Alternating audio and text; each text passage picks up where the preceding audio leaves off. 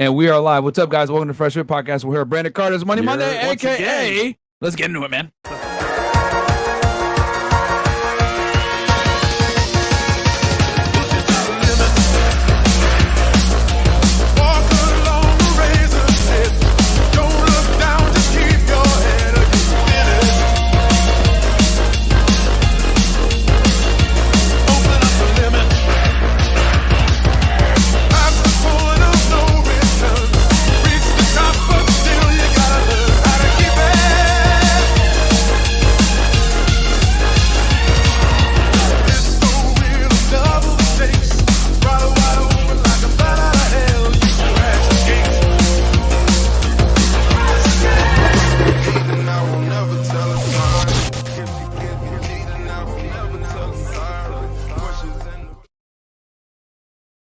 And we are live. What's up, guys? Welcome to the FreshandFit Podcast. We're here, Brandon Carter, a.k.a. King Keto, man. Got a good episode planned for you guys. Welcome to episode one of FreshandFit Podcast. We're officially going to start numbering them so you guys know which episode to go back to. And as you guys know, we're going to keep the same format: Money Mondays, Womanizer Wednesdays, and then, of course, the call-in shows on Friday. Yep.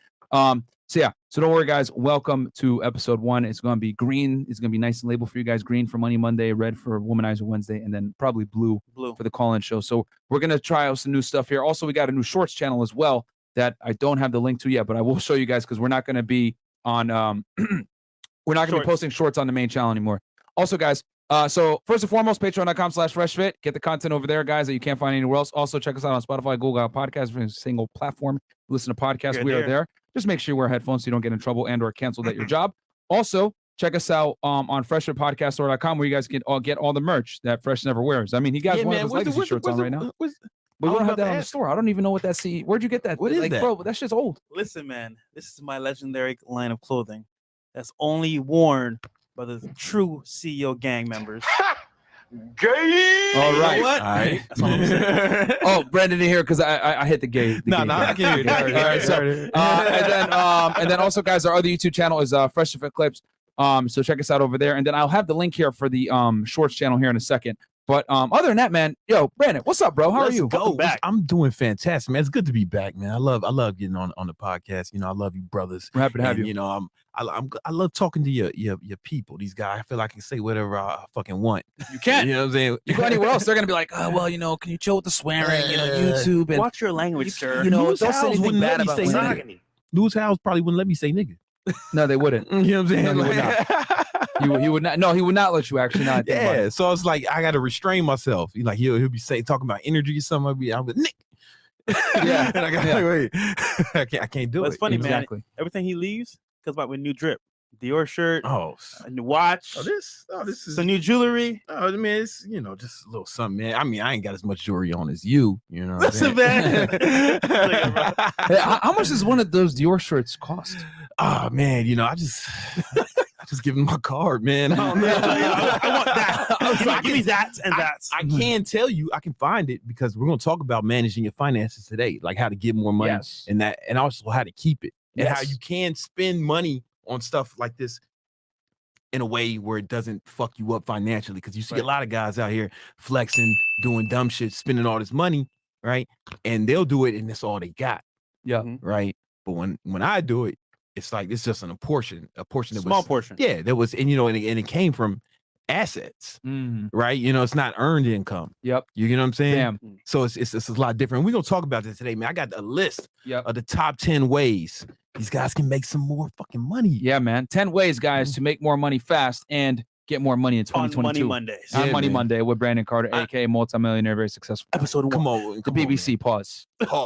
BBC gang in the building. So yeah, and shout out to all you guys, man. I know you guys are gonna get motivated. It's Money Monday.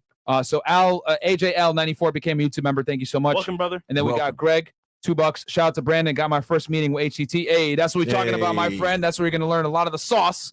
Come on, man. And then we got 1 to 3, $5. Working 70-hour weeks. Money up, Brandon Carter. Thanks for that mindset. Absolutely, bro. That's what's up, man. We changing lives. We changing lives out here. We got Seto Kaiba in the house. You triggered my trap card. Can Brandon even spell jewelry? This nigga, bro.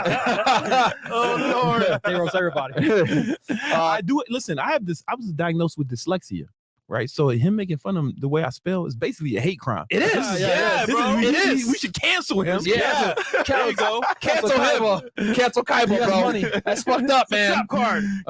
Okay, anything else? Making fun of people with disabilities. And then Spin City Performance, $10 super sticker. Thank you so much. Shout I out to you. appreciate that, my friend. And last one. And then the last one here is from our boy, who is it? Ambiance for the Soul, $2. Can y'all give a shout out to my bro, Harry Ballsack? Thank you, sir. Yeah, the chat is hilarious, bro. You have They an literally interesting troll. group of viewers. Yeah, bro, they troll all the time. They make fun of the girls. They make fun of me. Look at this. Myron's real son, Hamza. That's why I'm lucky to have Myron as my father. I know the secrets to making money at an early age. My white mommy is rich and my daddy Myron. Fuck Your you, bro. son got blue eyes. Yeah, he ain't mine. He ain't mine. He's probably your kid, bro, if anything. And then we got Lias MTL. Bro, Mr. Popo prefer black shirt than the merch man. Okay. Listen, bro. You know what it is, bro? I can't wear the same shirt every single day. I just can't, bro. Like, it's not me. But at the same time, was that a sneak diss? No, I'm just saying I can't do it. Oh, it was I actually. can't do it, bro. I just can't do it, bro. Yeah, He can do it. I need a shower. I haven't even showered from the gym yet. bro. hustling. I'm disgusting. But we did 2 interviews back to back, so you know it is Hey, what it is. Ain't nobody Now working third one hard coming than up. us, bro. Ain't nobody working hard. Name a podcast that does 3 podcasts a day. Name one. Fresh and Fit, baby. Yeah, Joe Rogan ain't giving you out 3 podcasts a day. Come Facts. on, man. I'll tell you that. Top fart. What He was that? will give you how many N-words would he give you though? Man? Oh, Might be competitive. Shots fired. That is Shots funny as fired. hell, bro. He'll Joe give you a might bunch drop of- more niggas than me. Yeah, that's facts. You know what I'm Ain't nobody saying? give him more. Ain't nobody compete with him on that one, bro. And the funny part is, them boys over at Flagrant ain't had nothing to say about that. Oh, it wasn't that racist. Meanwhile, we say over here, oh yeah, we don't date Shaniquas and LaQuisha's. Oh my God, you racist pigs. Oh, You are I was just like, swine. what the fuck? And I'm like, bro, we're at least kidding. He wasn't kidding. We're making jokes. Our podcast is like satirical to a degree. You know what I'm it is, saying? man. Everybody's just gonna ride for their team, whether they good or bad. That's their Yeah. boys. Yeah, so they're gonna yeah, ride for yeah. them. You know what I'm saying? Of course, And I'm gonna of ride for course. y'all no matter what kind of bullshit y'all say. I'm always gonna be on your side. I appreciate it, bro. It's gonna be a rough I ride. appreciate I love, man. It's Let's gonna go. be all the times you're wrong. Yeah, I'm still riding with you, man. Fuck it. appreciate that, There you man. go. That's wrong. And that's no knock to the Flagrant boys, man. Shout out to Andrew Schultz and Akash. I was just saying it was kind of funny how like literally 2 weeks later, like y'all couldn't even wait a month, bro, like to defend Rogan on that whole nigga thing. And it was like, bro, we just made all we said was we don't dabble in the dark. Ha ha ha. This nigga's over here, hey, nigga. And it's like, oh, you know, let's defend Joe Rogan, but fuck Fresh and Fit. You know what I'm saying? Even though what they said was way less worse. We love our black queens. We love our black queens, Hey guys. man, sisters, I'm here to defend y'all tonight. I'm here to defend. I'm here to defend the sisters. We actually don't. That came up. We did an interview with Say Cheese, and he brought that up about Say Cheese. yo, y'all don't date black women or whatever. I was like, bro, we date black women, man. I had a black chick here yesterday. Yeah. Wait, was it dog face? Listen, bro, I'll put you on blast right now, motherfucker, about what we were talking about earlier. Allegedly, Myron. Jay Love God. Hey, most fat ass just waddled in. Welcome, sir. Hey Mo, what up? What up, Mo? Yeah. Watching the Internet Landlord earlier as well. Money Mondays is a must. Appreciate you guys. 2022, we Yo, coming up. So Cool. Speaking many of money, gems. we got Trill in the house as well. Trill, you want to say anything to the people? Trillstein, this is my right hand man. Shout out to Trill. You got to keep a Jew on your side because you never know what's gonna go on. You might need some Jewish energy. Exactly. You know what I'm saying? That's true. That's right. I'm very happy to be the Jew on this team. Yeah. Yes. It's great. As a matter of fact, we're getting the Jew energy as well from him. Yeah. And now he's a part of our team as well, My guys. credit score jumped up just by being around him. You become like Right people around. before the show started, everybody dived on the floor for a penny, and I want to take that. Does he know jujitsu? Chris, fantastic joke. Put the camera on yourself so everyone can see who gave that terrible joke. You put the camera on yourself. Yeah, right there. Yeah. You fucking stupid. All right. Jiu-jitsu. Fantastic. I know I had to bring my favorite Jewish person if I'm talking about getting money. Yeah, exactly. You know what I'm saying? It's only right. Shout out to Trill. He would have. I'm surprised If our I- stream has not gotten cut yet. If I would have just talked about money, he would have, without inviting him, he would have just found his way in here. That's true. You know what I'm saying? Need some pennies. Okay, moving on. That's a compliment, man. That's a compliment. The acquisition of resources is important. Yeah. You're right, No, you're of right. Yeah, course. that's what we're gonna talk about. Of course. We got 2 more. Two more. Okay. Ambience for the soul again. If the merch was leather, Walter would wear it. Okay. My friend, We got to get you a leather hoodie. Yeah, I guess so. We got to make a leather Fresh and Fit hoodie. And then Hey, Mr. man. CJ Smooth, $10. Thank you so much. I appreciate that. Shout out to you, bro. So guys, today's topic is we're gonna talk about 10 ways to make money fast. Okay. Yeah. And we're gonna count down from 10 all the way to 1. Yeah, man. All right. So JRE stands triggered. Yo, shout out to Joe Rogan, man. You guys will see us on there one day. All right. So I guess we'll start with number 10. Let's go, man. All right. So listen, before I made this list, let me just give you some background. I made this list. Those of y'all know, they might not know, but I'm from Southside Chicago. Grew up From real the O? poor. Not No, he's old not block. from the O. Okay. But Close it's it's pretty rough out there, right? And I was able to when I got older, my father ended up shooting himself in the head, fucking killed himself, and I had to take care of the family and I had to learn how to get money on my own, right? And then, like you said, I built multiple 7-figure businesses, and there's a lot of broke people out here. You know what I'm saying? There's a lot of broke niggas out here. And I figured out some things that helped me stop being a broke nigga. You know what I'm saying? And I would like to, give them that information as well, so they can start getting some money, man. Really, because I want to take that back. I was never broke. I struggled, but I was never broke because I always hustle. But Working 3, 4, 5 jobs. yeah, man. But you know what? New York City. Hard work is a big part of it. But fucking janitors work hard, right? Garbage men work hard, but they're not financially successful, right? Yeah. So hard work is a part of it. But what's the difference between you living in this building and the people fucking cleaning this shit up outside, right? They might be working physically harder than you, right? But some things that they don't know. That's true. You get what I'm saying? And I would like to give them some things, your audience, some things they may not know that could help them get some of this fucking paper, man, right? Because there's a lot of money out here to be got. That's true. If you're willing to get it. And with that hard work, with the correct knowledge, and you apply it, you can actually change your whole life. Oh man, when you put them both together, right? Because you can just work hard, you can just hustle, right, and that'll get you. It's better than nothing. You can fuck around and not be broke hustling, but to get wealthy, to really make some money that'll change things for you and your family, you're gonna need some more information. And my plan is to give them as much game as I can today, right? I'm not just gonna be talking. There's gonna be shit they can actually do to start getting more money if they down with that. Bam, guys, Are y'all ready to make some goddamn money? You guys tired of being poor? And paper. Yeah, stop being poor, man. Yeah, are y'all tired of being fucking poor, bro? It's unnecessary. It is true. In a first world country. It's unnecessary. You don't have to do it. You know what I'm saying? You don't have to. People in Ukraine right now, bro, wish to be over here to listen to this lecture right now while you niggas over here complaining. Oh my God, I'm just tired. I can't work. I can't make money. Yeah, man. How do I get motivation? Yeah. You know what I'm saying? Watch the war with Ukraine, bro. Yeah. Real talk, man. People really don't understand the blessings that they got, bro. Like the running water, electricity, whatever. You're watching us right now in 1080p and shit like that, and cameras sliding all over the place, high quality production. You know what I'm saying? Meanwhile, you guys are making excuses for why you're still broke. Well, I don't know, but Fresh and Fit don't motivate me enough. I just need inspiration. It's like, bro, let me put you in a fucking war zone. Let's see if you're gonna be motivated then, bro. Here's an AK-47. Fight, nigga. People die to come to the States. Man. Yeah. And you're hearing a coach like, I'm bored. Oh, you're bored? Are you broke? It's a problem, man. The problem is it's hard to really fail here.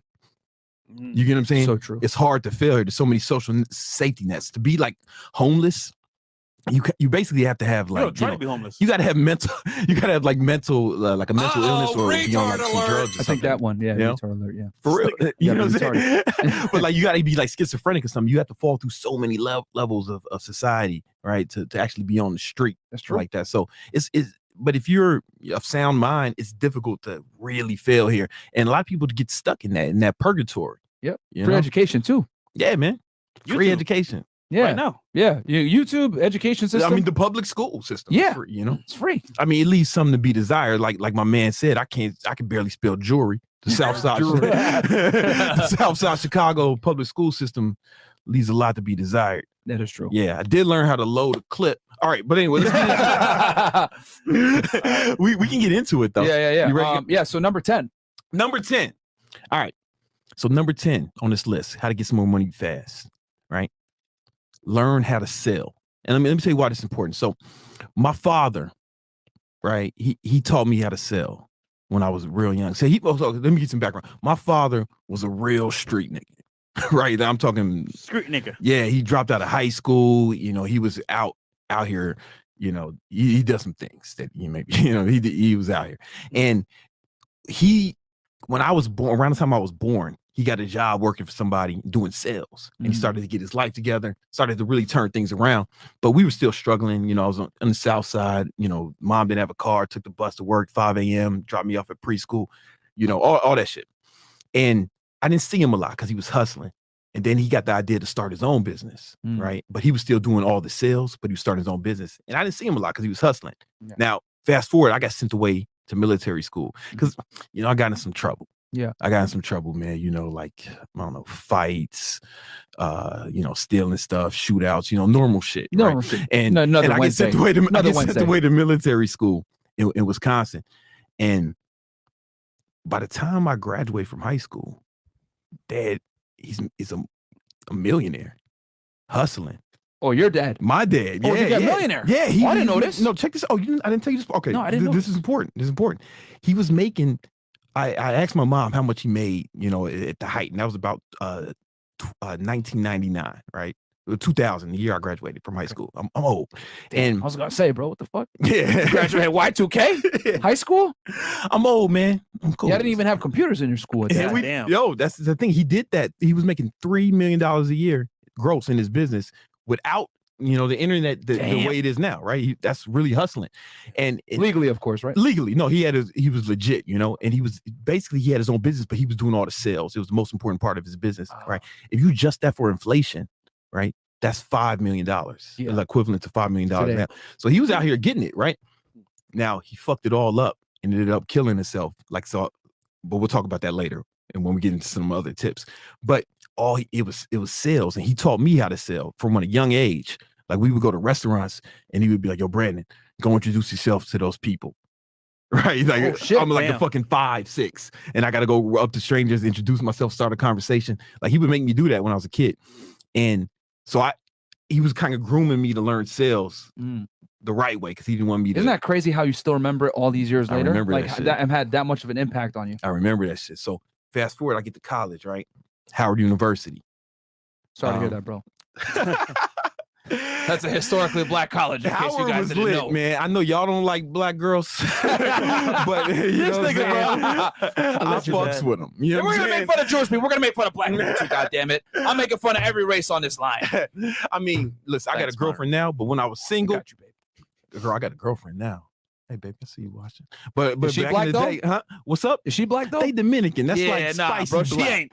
That's like black. That's like with a little Technically black with a little speaking, salzone. Dominicans are kind of black. They kind of black, man. Think Look about at it. these niggas trying to black. rationalize. Yeah, No, but- man. Black, Nah, man. My son's mom is black. There you go. Yeah, man. Come on, man. Chocolate, man. Yeah, it should be, anyway, I went to Howard University. Let's get serious. Let's get serious. All right. And I was like, I met this dude. He was what do you call him? A dork, right? But he knew how to make IDs. All right. So he was making IDs. You know, he was just a little dork, but he was cool, you know. And he was making IDs Continue. for people, right? And he was charging them $40. Driver's licenses?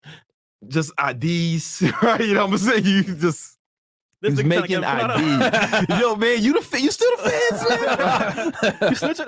Listen, I'm gonna say a lot of shit that involves crime throughout this podcast. All It's of okay, his I past, left. I resigned. all of his past the statute of limitations. No need for anyone to go looking into any of this, right? But he was making IDs for people, right? He was charging $40, right? He just wanted, you know, some pocket change to buy Doritos and fucking video games or whatever the fuck dorks do, right?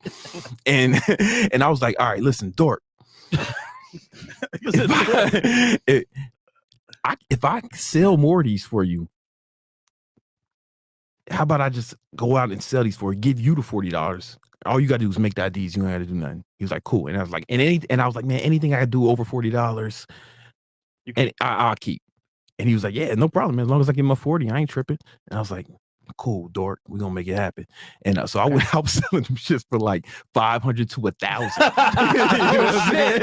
Hey, that's what we're talking about, baby. Like, a lot of them, like every day I was selling them. Yeah. You know, and one is a product that kind of sold itself, but it's also like you got to learn how to sell. People want to drink in college. Yeah, And yeah. they So, don't- yeah. but that's part of it. You got to have a good product. You can't be out here selling bullshit, right?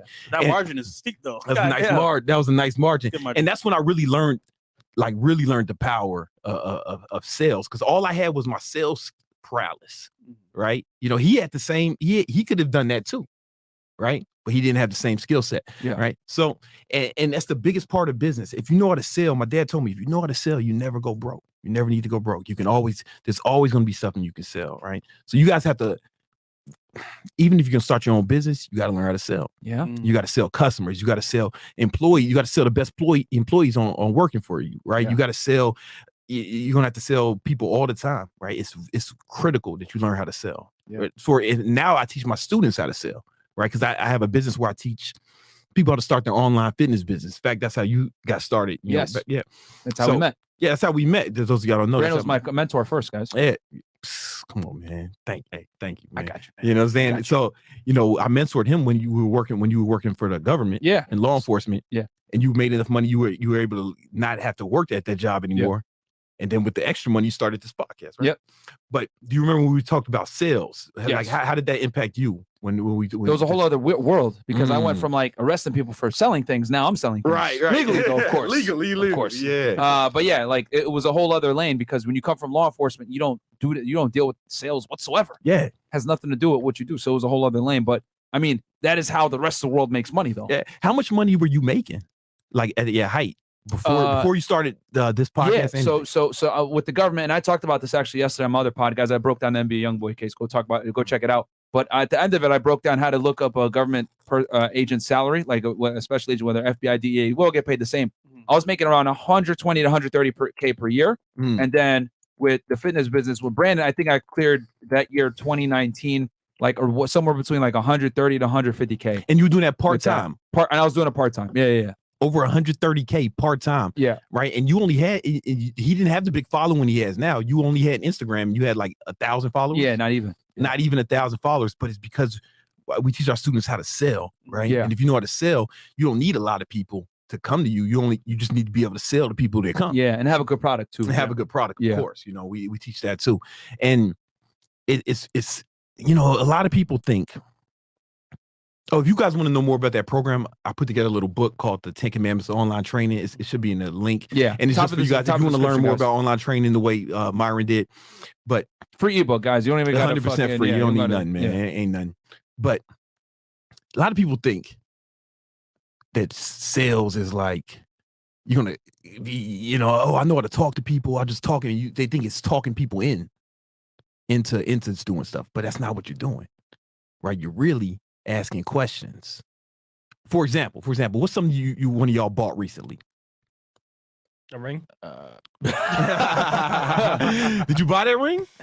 Let's just say I taught my way into it. He's testing it out, but the guy, but that's a good technique. Hey, check it out for a few days. Yeah. So check it out. That's something he's doing, right? He's got him trying it on. He's wearing it, and he's seeing how he feels with it, right? It's going to be harder for him to let that go after that. If he grows accustomed to it, yep.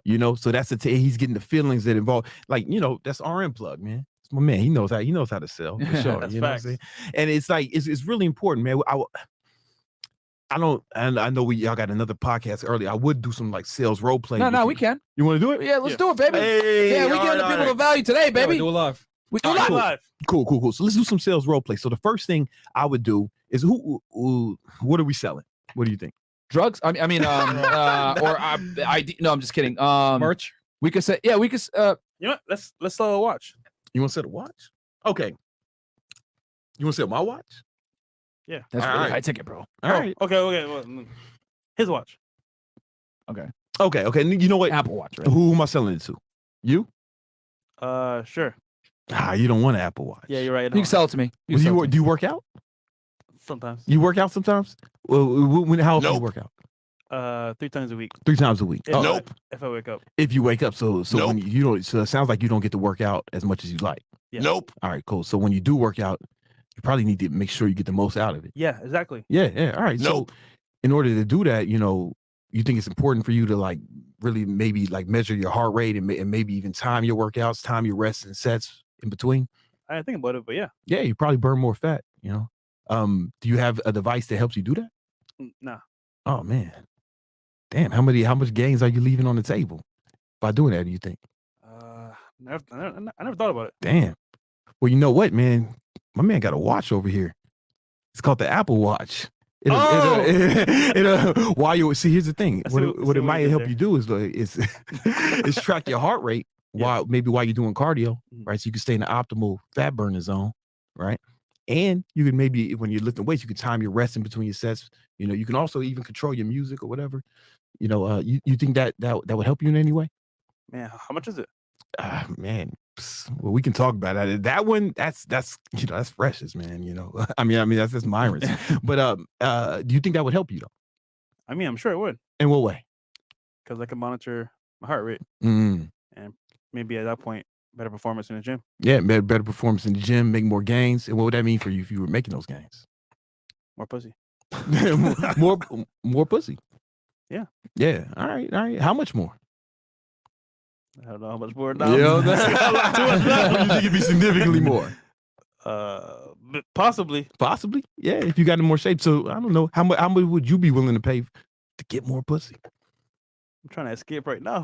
Well, obviously a lot. Look at this nigga's jewelry. I'm just saying we're just doing it randomly. Yeah. But the thing is, like, it's more about asking questions, like trying to find out what he wants. So first I started off asking him, like, does he work out? And he said one of his problems, he doesn't have as much time to work out. Right. Yeah. So, okay, he's got to get the most out of it.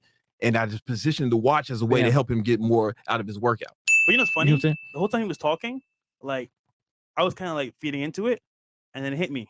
Then it hit you when I brought it. Yeah, that when I brought it to the watch. watch. Like, okay, he's not selling me on the watch. But Exactly. telling me, ask me questions. Hey, what do I really want? What's the bottom line here? That's the key. Bottom line is, I want to get more in shape. So his watch gives me the ability to get into shape. So he didn't sell me and say, oh, just buy the watch. He said, yo, what's his problem? He got Problem's not in shape. Then he ties that to the watch. This will help you get in shape. Right. Bam. So most people would just talk about the features and benefit of the watch, how cool the watch is, start talking, hey, I got this watch. You don't give a fuck about the watch. You care about your goals. What it can do for me. For example, here's a good example. This is what I teach my students as we start with it. It's like, let's say a guy goes in a hardware store and he wants to buy a drill. And maybe if a good hardware salesman is like, all right, what do you need the drill for, man? He's like, oh, I want to put up some shelves. Okay, man. Okay, what kind of stuff are you going to be putting on the shelves? Oh, man, I got to put up these books, right? Okay, so and why do you need to do that? Why is that important to you? Man, because my wife keeps fucking bitching about all these books everywhere, right? So this guy's not really buying. He's buying a drill, but what he's really buying is a happy home, right? So selling is more about asking questions to find out what they really want, the core desire, the real why, and then positioning your product. If it's true. That's when you tell them to go to the gun section and go ahead and get that problem handled. Allegedly. Allegedly. Thank you. It's funny because I was on Grant Cardone's show, right? Back in the day, whatever it takes. I remember. Somebody sold the water. Yeah. And I totally bombed it. I was trying to sell him on the water itself. Maybe kind of like putting in maybe what he might want from it. But then I understood like selling as questions. And what I should have done is preface and say, hey, what do you really want at this time? And then see how I could tie the water into it versus like just say, hey, here's some water. It's good for you. That was trash. Maybe ask him the question, okay, there's some water here, but what do you actually want right now? You should have just spoke better too. No one understood what the fuck you were saying. Oh, sorry. Well, you came a long way when I watched that clip. Yeah, it was terrible, bro. Like back then. You came terrible. You came a long way, man. So, I watched that, But that's the key to selling. Is learning how to, and this is what I teach in my training program. A lot of these guys, they never sold nothing. Most personal trainers are kind of bad at it. Yeah, real bad. But luckily, I had my dad teach me out, and I've had other mentors. Like I've been mentored by the Wolf of Wall Street, like personally, the real Wolf of Wall Street. Been in his house. Jordan Belfort, guys. Yeah, Jordan Belfort. He helped us write. We wrote scripts together to give. Oh, is that like hanging out with him? Jordan's an interesting dude. He's a nice guy. He's a nice guy, cool dude, really funny, sociable. He's a cool dude. Did he tell you to sell the pen? Nah, he didn't try to sell the pen. He talked about that for a minute. But he basically said something real similar to I said, well, what would you use the pen for? Yeah. Right. Okay. Why is that important? What's that going to do for you? Right. So you want to keep getting down into the why of why they're really buying. I hope this is making sense. I hope it's not over their head. No, but you caught it real fast. I would say as well, sales has evolved to like online marketing now too as well in terms of like social media, how you sell. Hey, man. Oh, we're going to be talking that. That's somewhere on the list. That's how we're going to get there. You know what I'm saying? So number 10, guys, is learn to sell. Yeah. All right. Did you have anything else you want to do on it before we move to 9? No, if like I talk about it a little bit in that free, a little bit more in that free ebook. Yes. If they want more to get more in depth, even if they don't want to do online training, it's some stuff in there that I think they'll find really valuable. Yeah. Another thing too, you were hitting on is pain points as well. Pain points. Man. You know, you gotta follow pain, man. Yeah. You gotta ask them about. Well, here's the thing, because business is all problem solving. Yes. Right. For example, you needed a mic that people sound real clear that isolates the sound that's right in front of me, right? And Shure solved that problem for you. Yes, it did. You get what I'm saying? So like business is all problem solving. There's a problem, and then they have a product or service that solves that problem, and people pay for it. That's all business is. It's problem solving. That's all it is. So you got to find the right problem to help them solve it. Right? You didn't buy a mic. You don't really give a fuck about the mic. You give a fuck about the quality of my voice as it pertains to your listeners. Exactly. You get what I'm saying? Then if you have a panel of people, you need a directional dynamic microphone so that they can talk into it, and you don't get that weird echo sound. Versus if we had a bunch of Blue Yetis on the fucking a bunch table. of fucking condenser Blue Yetis, right? You know what I'm saying? Well, for one, that would be poverty level. So I make fun of people that use Blue Yetis, but that's a whole other thing. It would be a bad look. And then on top of that, you'd be hearing everybody as they're fucking talking, because it's a condenser microphone. It's designed to pick up sound from all over. Now, obviously, we got these microphones here, which are also condenser mics, but these are the highest tier condenser mics. They're not going to fucking pick up ambient sound like a Blue Yeti will. You know what I'm saying? These are Newmans. Exactly. So the Shure is also business is all problem solving. So Shure solved that problem for you, right? Yep. And that's what you got to do. You got to need find to cut what us the a check. problems are. You know what I'm saying? All right, that's number 10. You want to do chats real quick? Yeah, we can hit the unless we wanted to. Was anything else on 10? Nah, that's all on 10. Like, you got to learn how to sell. You got to learn how to sell, guys. We talked about that with Chris Bruce earlier too, guys. You have to learn how to sell. Fresh is BBC. Hey, yo, Fresh, $20. I got to give you credit. These black queens been treating us good ever since Black History Month. Shorty on the yacht cheats was moving. Keep it moving, brother. Keep it going, brother. Snow Bunny's got competition now. Man. And that is Fresh's penis, and it's a completely black screen. Daz, yo, how do I send y'all a custom F&F rug? We got P.O. Box. We got a P.O. Box. What is it again? The P.O. Box is... You'll get it. I'll repeat. Fresh is BBC again, $10. Hey, Myron, when you're done with Dollface, pass her over here. This nigga, bro. You remember the 219 other baddies we done past you? So he's paying to post this. Yeah, man. Look out for a brother. From one BBC to another. We got to stick together. Fresh don't fold. You get $10 to say that, bro. Come on, man. Stop it, bro. And then we got Venom. Have Brandon sell a fresh glass of water. Okay, a glass of water. Oh, we already did the Apple Watch. Yeah, we did Apple Watch, man. Grease Junkies, do it yourself. Brandon, I resell sneakers. Any tips I can to maximize my sales? That's probably, that's probably going to be more the marketing side, because a lot of people who are looking for his product they already know they want it. Exactly. They just got to find it. Exactly. Right? Yeah. Like you're basically selling off of scarcity, bro. Yeah, is what you're selling, which is powerful, and we're going to get there. Gingerbread Man just watched part 2 of the Say Cheese interview. Ran through the comments, and even his fans that don't like you guys are agreeing with you. Well done. Thank you, guys. That's true. And then, bro, you can't doubt the truth is the truth, bro. X Paul donated. Love from Jamaica, FNF. Love the content. Thank you so much, bro. Come on. Yeah, man. Okay, so we're gonna get into number 9 right now, which is Rondo number 9. Manage your time, guys. Manage your time. All right, this is wildly important. All right, so a lot of people say they don't have time to work out or to hustle or to make more money. They say, "Oh, I just need more time. I don't have time." All right, and the truth is, I think most people just don't manage their time well, right? Most people just don't manage their time well. So true. So for example, remember I told you my dad, he was making, about, the equivalent of $5 million a year by the time I graduated high school. Yeah. By the time I graduated college, he was fucking broke. What? We're going to talk about that too. We're going to talk about money later, but damn, that's he went scary. broke, and he went broke, like broke, like dead, like it was awful, right? And he ended up killing himself. Shot himself in the head. Stress. We're gonna get into that story a little more. No, it's all good. We're gonna get into it a little bit more. I didn't know this, so this is all new. Yeah, for me. So like, I didn't experience none of the wealth. Yeah, like I missed it. I was gone for the whole time. Damn. You know what I'm saying? So I know it happened, but I was gone, right? So by the time I got out of college, he was broke. So it's like I missed the whole fucking thing.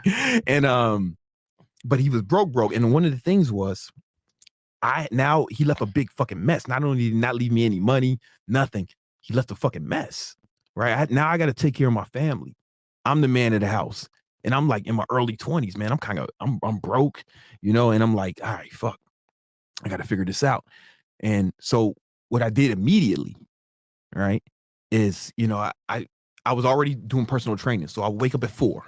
Bam. Wake up at 4, take the train from Queens to Harlem, right? And start training people in the gym, right? Then I train people in the morning. Then I showered at the gym, took the train from Harlem to Soho. If anybody knows New York geography, this is like long train rides. Yeah. And then I would work as security guard for the Prada store for 8 hours. I was really bad at that job. Like more shit got stolen. I was gonna say on my watch. I just didn't give a fuck. Yeah, man. I'm guessing that they were not proud of you. This guy. I see why you teamed up with him. And then after that, I would work for my boy's moving company, like moving people in and out of homes and shit. And I did that 5 days a week. And then on the weekends, I would train people in the morning, and then I managed my boy's restaurant in Queens on Saturday and Sundays, right? God damn. Yeah, so I'm working like 12, 14 hours a day, man, 7 days a week. And I did that for fucking 2 years, right? At the same time, trying to build my online fitness business, right? So how did I have time for all that? I still slept and I still worked out. Yep. Right. What I did was I learned how to manage my time. I was forced to do it, right? Because you got to you can't. Well, I'm gonna just let my mama fucking starve. I'm just let my family starve. No, I'm a real nigga, man. I'm gonna make it happen. I'm not gonna sit around crying or complaining. Yeah. And what year was this when you were doing all this? What years? Man, I'm bad with years, bro. Oh no, I know exactly what it was because something happened. It was 2008. To 2010, you did this. No, yeah, through 2010, right? And the reason I know it was 2008 because it was the beginning of the global financial crisis. Damn, the worst financial crisis since the Great Depression, and that's why I couldn't get like a high-paying job. Crashed. Right? I had a college degree, but they weren't hiring. Yeah, it was record unemployment, worst unemployment since the Depression. Yeah. And I graduated high school in 08. So yeah, so you know what it was. Obama just took office. Jeezy had the song "The Recession." Yeah, or the CD "The Recession." Put On was a hit. Yeah, Kanye West was still in his sanity and had hair. I was picking coconuts in Barbados. Yeah, you was climbing trees and shit, right? I don't know what Bajans do. That's what it's called, a Bajan, right? Yeah, Bajan. See, I ain't listen to Rihanna and climbing trees. You know what I'm fantastic. Was she even hot back? No, in a way she was hot. Yeah. Umbrella came out the year prior. Hey. How's that go? No, let me stop. No, I missed it. My fault. Stop. I missed it. How'd it go? No. But anyway, can someone clip that, please? But anyway, listen. It was like the economy was shit. I didn't complain about that either. I just fucking got to work, man. Yeah. Right. And I still worked out. I still trained. I still got at least 6-7 hours of sleep. Maybe like more like 6 back in there. I was young, so I can get away with some of that. And the reason I learned how to manage my time. So I would like to give them an exercise that they can do to start managing their time right. Is that cool? Yeah. All right, cool. So listen, all you motherfuckers watching, get a pen and paper. This is going to help you out tremendously. All right. So pen and paper, motherfuckers, all of you guys. First, let's add up. I want you to add up on average, how many hours a week do you sleep? So whatever you think your average is per night, right? Multiply that by 7. That's how many hours a week do you sleep? Damn. Yo, Fresh, you want to do it? Yeah, 4 by 7, 20 hours. All right, cool. I barely sleep, bro. You got to get some more sleep, Actually, bro. no, hold on. No, I like, because I've been sleeping in the daytime now. So, wait. Let's say, like, take naps. 6 hours. All right. 42. All right, cool. You know what I'm saying? And you get... No, I'm... His even less, probably. Yeah, no, I mean, well... Oh, no, you sleep more on weekends. I've been trying to sleep more on the weekends, yeah. So I'm right now. Sleep, man. 42. But anyway, whatever it is, even if you sleep in 8 hours a night, that's what, 56, right? So now how many hours a week do you work and or go to school? Because I know some of the people are in college or high school, right? How many work or school? How many hours a week do you spend on at your job or at school? On average, add that up. It's gonna be hard for you guys because you guys do be working, man. Yeah. You guys be used to hardworking brothers. Well, the moment I wake up, I'm working. Come on, man. Well, give me the average if you had to guess. God damn. Try to remember these numbers because you ain't writing it down. And I ain't remembering what you're saying. 42? I ain't really 42? I'm not really listening. 42. So 6 by 7 is 42 when I sleep. I would say working. Let's say 15 hours. All right. A week or a day? A day. So by 7, 105. All right. It's hardworking brothers, man. We try. Yeah. All right. So how many hours so that's how many hours you work. Then, how many hours a week do you work out on average? What's the average? I mean, because you got to work out if you consider yourself a man, right? 3 hours. Right, you got to fight. At some point, you're probably going to have to fight, or you got to be capable of fighting, right? You know what I'm saying? True. Hopefully, you don't have to fight. That's what I mean. You don't have to fight. But you need to be capable. You got to be capable. You got to be capable. You got to be. You got to be.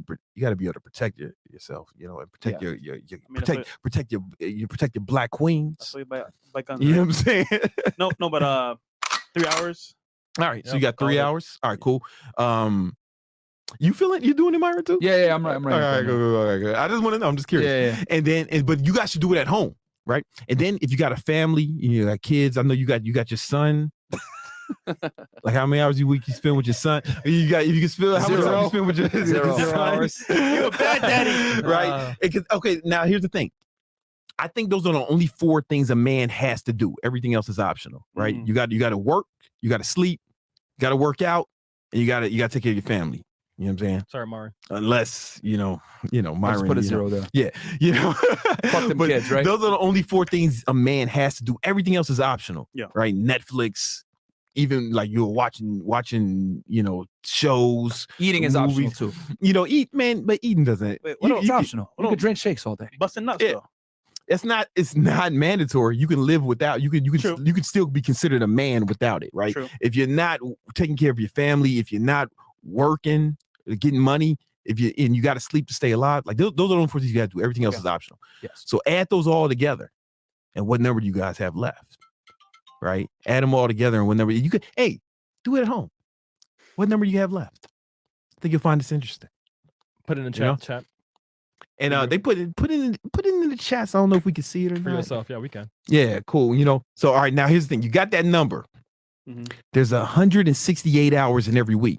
So subtract your total from 168. Let's see how many hours are left. How many hours do you have left? Right? And you should get, this usually astonishes people. 50 hours. 50 hours left? Yeah. Hey, there you go. You know what I'm saying? So if you wanted to, now you seem to be doing well for yourself, judging from all the drip and the diamonds I see on you. You know what I'm saying? Like yourself. Yeah. Oh yeah, man. That's true. But not as much as you, man. Nah, man.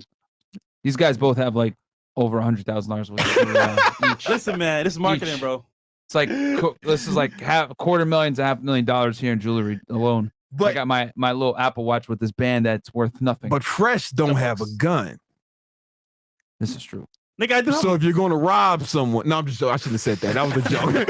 I was just joking. All right, fuck. I shouldn't have said. As soon as it left my mouth, I was like, fuck. Why am I doing Hey, this? Fresh. All right, Fresh do got a gun.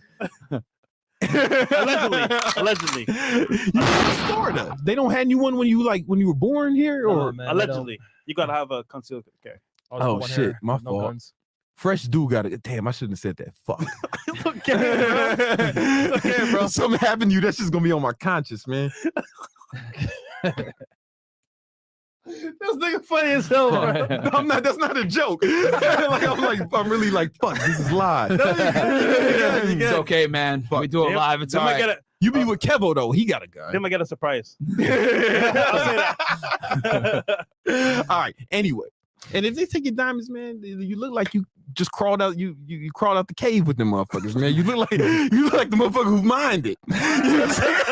Wait in the wall. Am I going too hard? All right, listen. How many hours you got left? You got a lot of hours left, right? So a lot of you guys are probably shocked at how many hours you have left, right? Especially now. Here's the thing: if you're out here fucking complaining about being broke, it's like, okay, maybe you should allocate those hours, right? Because time's your most precious resource. Start allocating those hours to getting some money, whatever it is. Even if you got to fucking listen. I'm not. If my shit went, if I was broke and I had to, I'd fucking mop floors. I'd drive Uber. I ain't got pride like that. Yeah. You see, when my dad shot himself, I was like, all right, fuck it, man. I'm gonna work security, work for a moving company.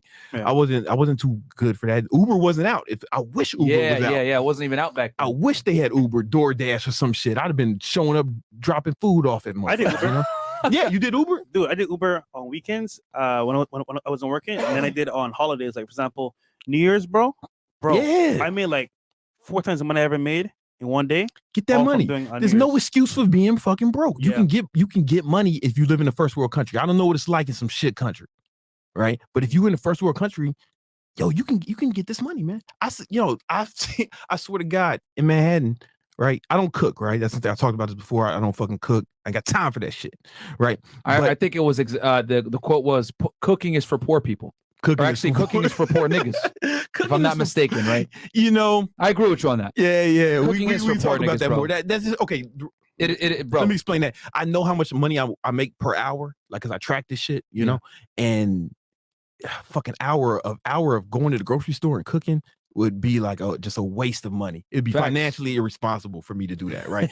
You know what I'm saying? To allocate my resources in such a low value. It'd be financially irresponsible for me to allocate those my most precious resource to a non-income producing task when my income potential was so high, right? Yep. That's just how I think. So I order Uber Eats and shit, right? Motherfuckers be pulling up on foot. They'll be like, yo, Carlos is on foot. You know what I'm saying? With your order. And I'm like, oh shit. Carlos is out here getting it, man. And then like, and I don't clown for normal him. people, Uber Eats is a money sink.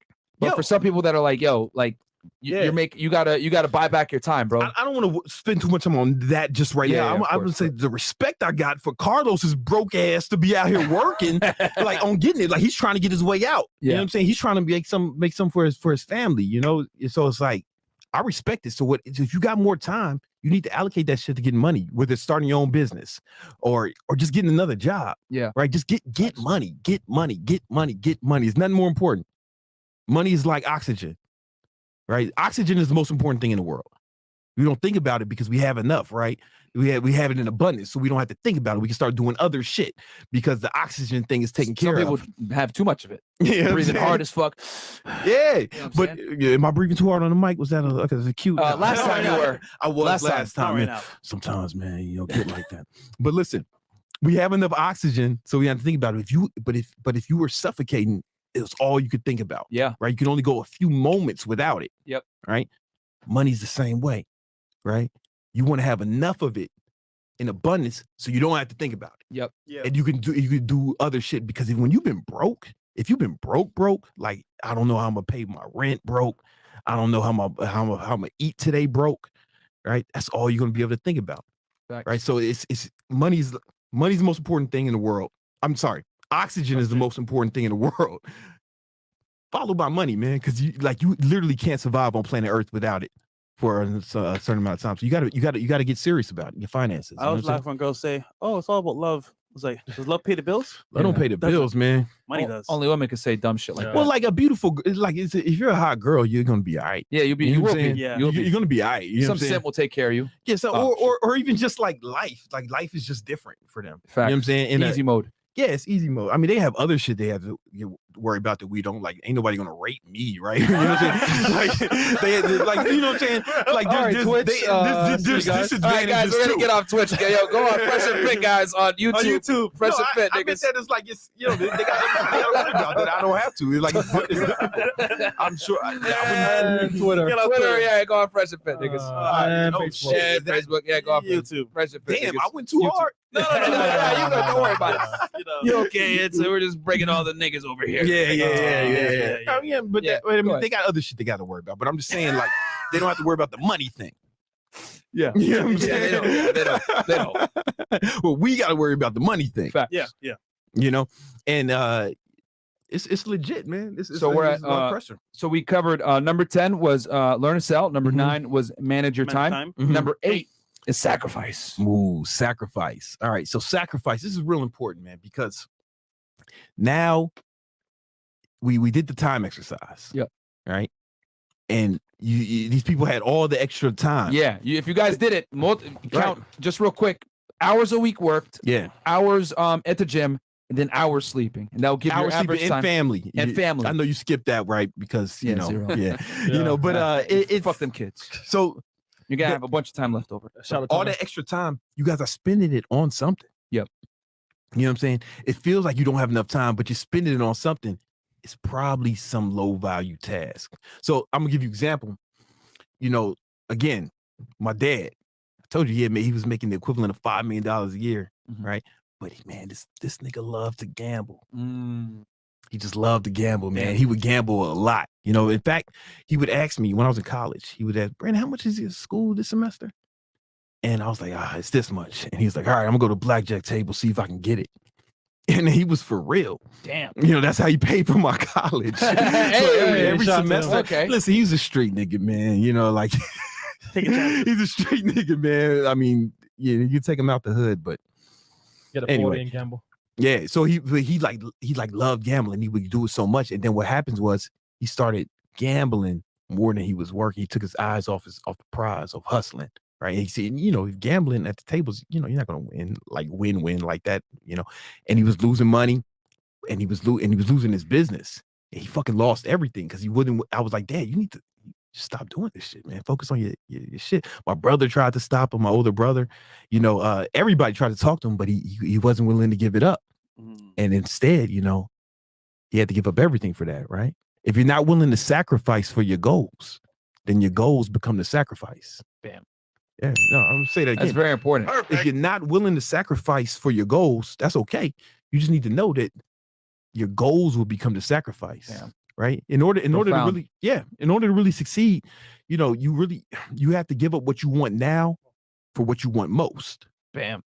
You get what I'm saying? I like that. And if you're not willing to do that, it's cool. Just know you'll never get to where you really want to be. That's so funny, man. Even back then, when I first came to America, I couldn't party the first year I was here. I couldn't even go shopping, none of that stuff. Like or talk. Or talk. So funny story. So I started going to work. I used to live in Pembroke Pines here in Florida, and the drive to Boca Raton is like an hour and a half away, 2 hours away, right? So every day I would take tolls to work, but I didn't know what tolls were when I first came to America. So I'm going back and forth every single day from Pembroke Pines to Boca, and gas, and those tolls and tolls add up. Mind you, my first job was making $9 an hour. So I get my first paycheck. I'm like, oh, awesome, some money I could go pay rent, my landlord, and maybe have some food to eat, bro. When my bill came in from the toll place, bro, it was half my paycheck. I was like, I'm screwed. So, but once again, sacrifice. So learning that, bro, like I didn't go out, I didn't do anything crazy, I didn't really like partying and that stuff. I just focused on work, how to make more money. I got a second job as well. Like I said, you got a second job. Yeah, second sometimes job. You got to do that, man. Right? I was working 2 jobs, and then guess what? Now we got a podcast, we got our investments, our assets. I can go out, network, so to speak, and also as well enjoy it because now I have the freedom to do it. Back then I couldn't. You had to sacrifice. You had to sacrifice at the time. Yeah. In order to get it now, right? And now it's better. It's better. Like the party's better, right? VIP. Yeah. Instead I'm of sure like you regular had. people. I'm sure you had to sacrifice a lot of stuff too, right? Yeah. You know what I'm saying give me some examples, man. Let the people know, man. They want to know. I mean, for me, bro, I sacrifice. That's an understatement. I was a Division I athlete in college, so I didn't party and have a good time in college at all. Like and we were in season all year, so. I rode, you guys are gonna laugh, you rode, but yeah, it was Division I sport, guys. We trained all year, so springtime was when you were, exactly. That was even funnier part. So I knew I couldn't fall out that ball. I was gonna die. Oh shit, I was gonna die. I sick like a rock. So yeah, I was a Division I athlete in college, so that I couldn't party and drink and do all the stupid shit that people did. And then I actually picked up my internship in 2010 when I was like a sophomore. So I was working for the government and I was doing as an intern and I was doing that job. So like I really couldn't fuck around and do dumb shit. So like while people were smoking weed and trying LSD and doing all the fuck shit that they do in college, I wasn't doing none of that. I was staying out of trouble. I wasn't going to clubs and stuff like that. I wasn't partying. I wasn't doing keggers, none of that shit. Like I drank every now and then, but rarely. So it's never been like a habit for me. And then when I graduated from college, I went to Laredo, Texas, and I worked there. Laredo, Texas, on the Mexican border. It's fucking Sandtown, bro. Ain't nobody there. None there. So, and everyone speaks Spanish. It's like it's like a very big Mexican population. So I stuck out like a sore thumb. It doesn't even feel like the United States. It feels like Mexico. Is that why they call you Sand nigga? Yes, that is why they call me the Sand nigga. Yes. Also probably because I speak Arabic and I'm Middle Eastern too. But like, yeah, bro. So like, but yeah, so like, it was a big sacrifice. So from like 19, me going to college, right? Going off to college at Northeastern University all the way until 28. Really, now that I'm thinking about it, like I really didn't like have a crazy like fun time. Like my 20s, I really sacrificed, bro. Like I didn't go to parties, I didn't drink like that, I didn't do anything. Like I went to maybe one music festival a year when I was in Texas because I was all the way in South Texas, so I'd be able to come back to the Northeast, Connecticut or New York to hang out with friends or Boston once or twice a year because I was doing cases and shit, and that was it. And I did that for for 4 years, from college 2009 to 2014, then from 2014 to 2018. That's when I came to Miami. That's when I started to live a little bit. When I finally got here at 28 years old. But you were making it by that time. Now you're making 6 figures in your job, right? You know what I'm saying? Finally. So it's like it's different. I just hit it. Here's the thing. Sacrifice. It can feel like. It can feel difficult at first, and it can feel like it's bad. But I want you to know it's a good thing, right? Mm-hmm. Like if you ever been on a diet, or you ever been fasted, or here's a better example. If you're real hungry, don't everything taste good? Yeah. Right. Yeah. So like the fact that you didn't have the food for a minute made you appreciate the food more once you got it. You get what I'm saying? Or if somebody's been like sleep deprived, like I imagine that's what y'all used to do to torture people and shit. You know what I'm saying? But no, we just put the towel on their face and then like poured some water on it. I think that's what they said for us somebody to do. being waterboarded, just being dry feels like a fucking amazing experience. But we taking being dry for granted. But what I'm saying is like in reality though, when you sacrifice something, you may sacrifice it initially, but what's going to happen is better. It's better later. It's better because you sacrifice it. Yep. And if you indulge in these things too much, what happens is it's kind of like weed smokers, right? They keep needing more and more weed to get the same high.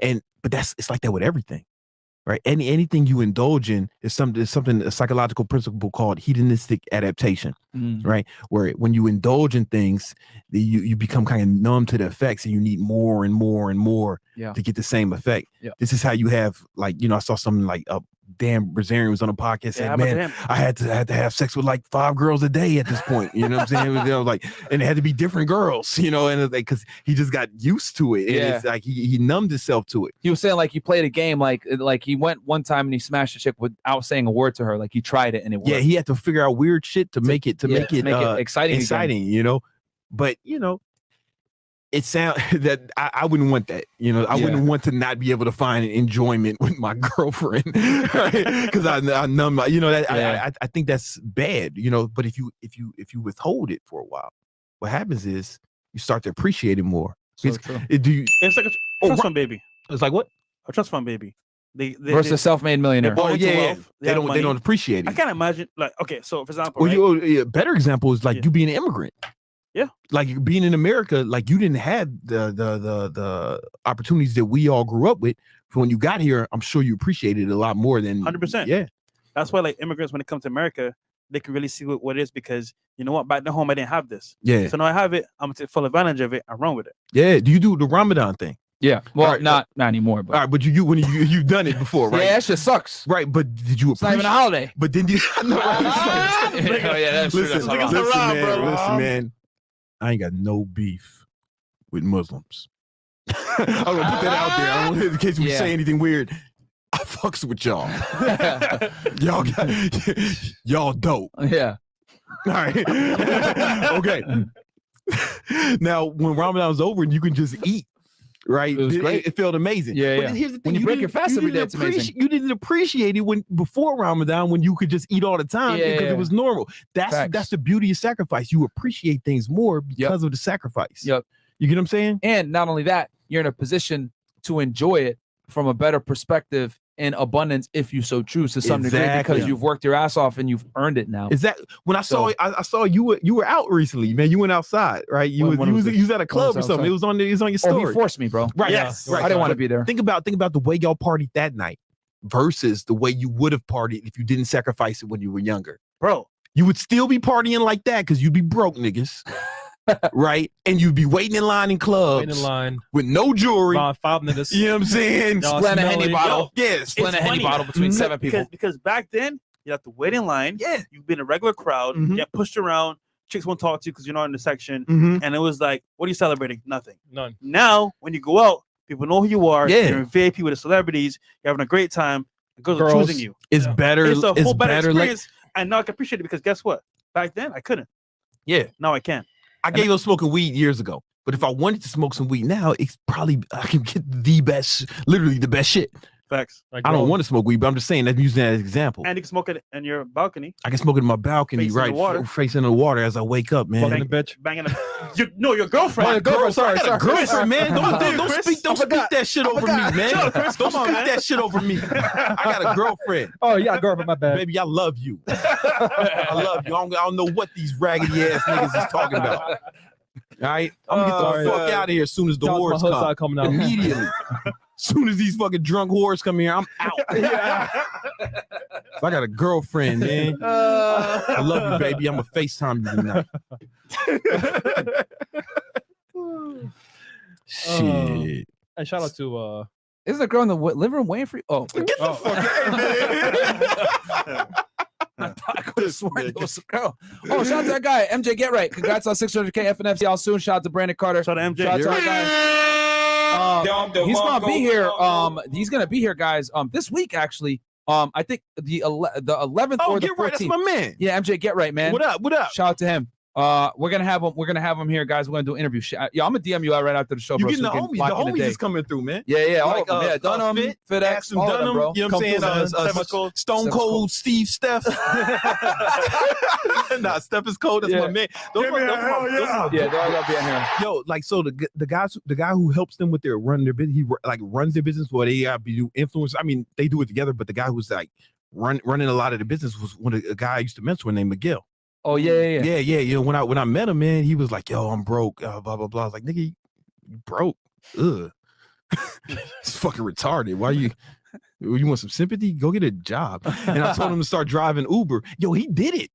He went and started driving Uber, right? And then came back and was like, "Yo, I listened to what you said." And then you know, I was like, "Oh, this kid, he's fucking serious." And I started like mentoring him. I taught him how to like the fitness business, but he didn't want to do it for himself. He wanted to do it for other influencers. Yeah. And his first client was Austin. Shout out to Austin. Austin Dunham back when he had like sub 100,000 followers. Yeah. Right. So, you know, he's like, "All right, I'm gonna be working with this influencer. I need some help. Brandon, can you help?" So like Austin don't know this. Well, you know it now. But like I was like doing his ads on his Facebook ads on the side, trying to help Miguel out. And but then Miguel learned a lot, and now he's fucking doing Brandon is visible man. It was me, Austin. It was me, Austin. It was me all along. I was running your ads, motherfucker. I'm the reason you're successful, nigga. It's me. No. Miguel's that dude. Shout out to Benson. Miguel's that dude. Those ads of you doing pull-ups would have never went anywhere, nigga, without me. I don't give a fuck about your calisthenics. They want me. It was me, Austin. I just got the ball rolling.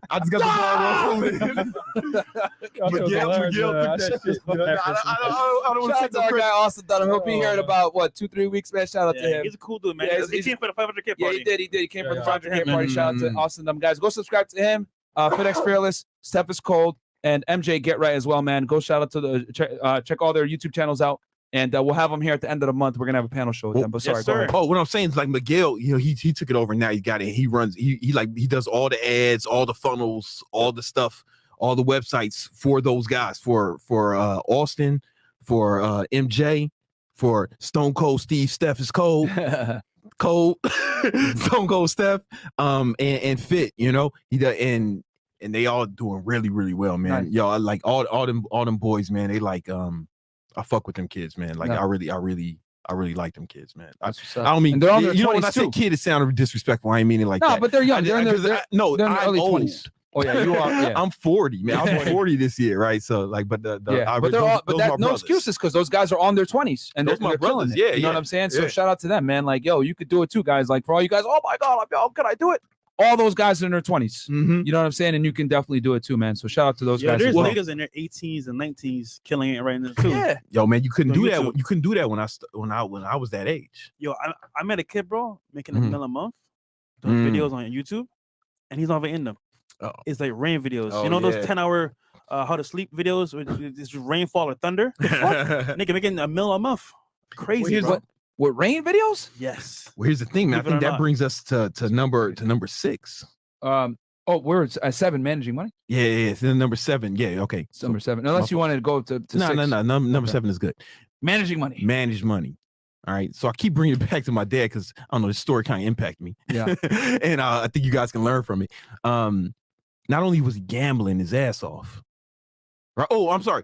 My fault. Before we go to managing money, I got an exercise for you guys to do. Let's do it for the sacrifice part. So listen, make a list of all the shit.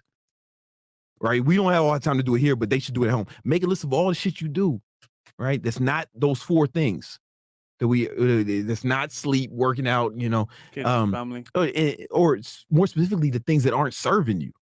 Right? That aren't moving you towards your fucking goals. Right? Mm-hmm. Playing video games, unless you're trying to be a professional gamer, then all right, that's one thing. But if you're just sitting around playing games, you like Chris, and you trash playing video games on Twitch, maybe it's garbage. Listen, I don't know enough about that industry to speak about it intelligently, right? But most people are trash. But maybe it's that trash. Right? Whatever it is, if it's watching Netflix, right? If it's watching fucking TV, if it's watching sports, Euphoria, you know what I'm saying? Yeah, Euphoria, jagging off, whatever the fuck you guys are doing, like make a list of these things that aren't serving you, and just eliminate them. Yo, real talk. Just don't do them. Well, I hate to say it, but like watching sports and video games are the 2 biggest fucking wastes of time. And I know that sounds awful to say it like that, guys, but this is coming from someone that was play video games at a very high level, even made money doing it. And it's like, guys, like if it's not in congruent with goals, they've made their money. You have my mom used to say that to me. I used to want to watch the Bulls. You're spending hours, and the players' names, their mom's names, their sons' names. Bro, you should know how much money you're making. Yeah. 0 when you watch them. Real talk, bro. That's like an incognito time waster is sports, bro. Yo, like, I don't watch no professional sports no more, bro. I used to be on ESPN all fucking day looking at Stephen A. Smith's hairline going back and back and back, bro. Thinking, damn, that'll never happen to me. And now I'm here. Yeah, but I don't watch any sports live unless it's like the Super Bowl or maybe around NBA playoff times where I get, I am black, so I'm gonna watch some sport. I'm gonna watch some NBA, some playoffs, But I'll go to the games though, right? Yeah. So I don't watch the games, so I can go to the games, right? Funny? So I got the money to go to the games. You know what I'm saying? Bam. I came to America 5 years ago, right? I both want to see a live basketball game, right? But so you know what? 1, I don't make no money, and 2, for me to sit there and watch a full game, I can't enjoy it because I'm broke. Yeah, I watched my first game a month ago, and I enjoyed the fuck out of it. You went to the Heat game? Heat game. Oh man, you was right by my house. I was courtside. I live right there. Oh, there you go. You was right there. I could enjoy it courtside. Yeah. Now, because guess what? Brandon's trying to flex on you, by the way. I know he is. I know he is. Trying to say, that's what I said. I got that building over there. That's what I said. Courtside. He got me with the courtside. I was like, oh shit. He was like, I was courtside, nigga. But at the same time, I get what you're saying. You was outside. I was courtside.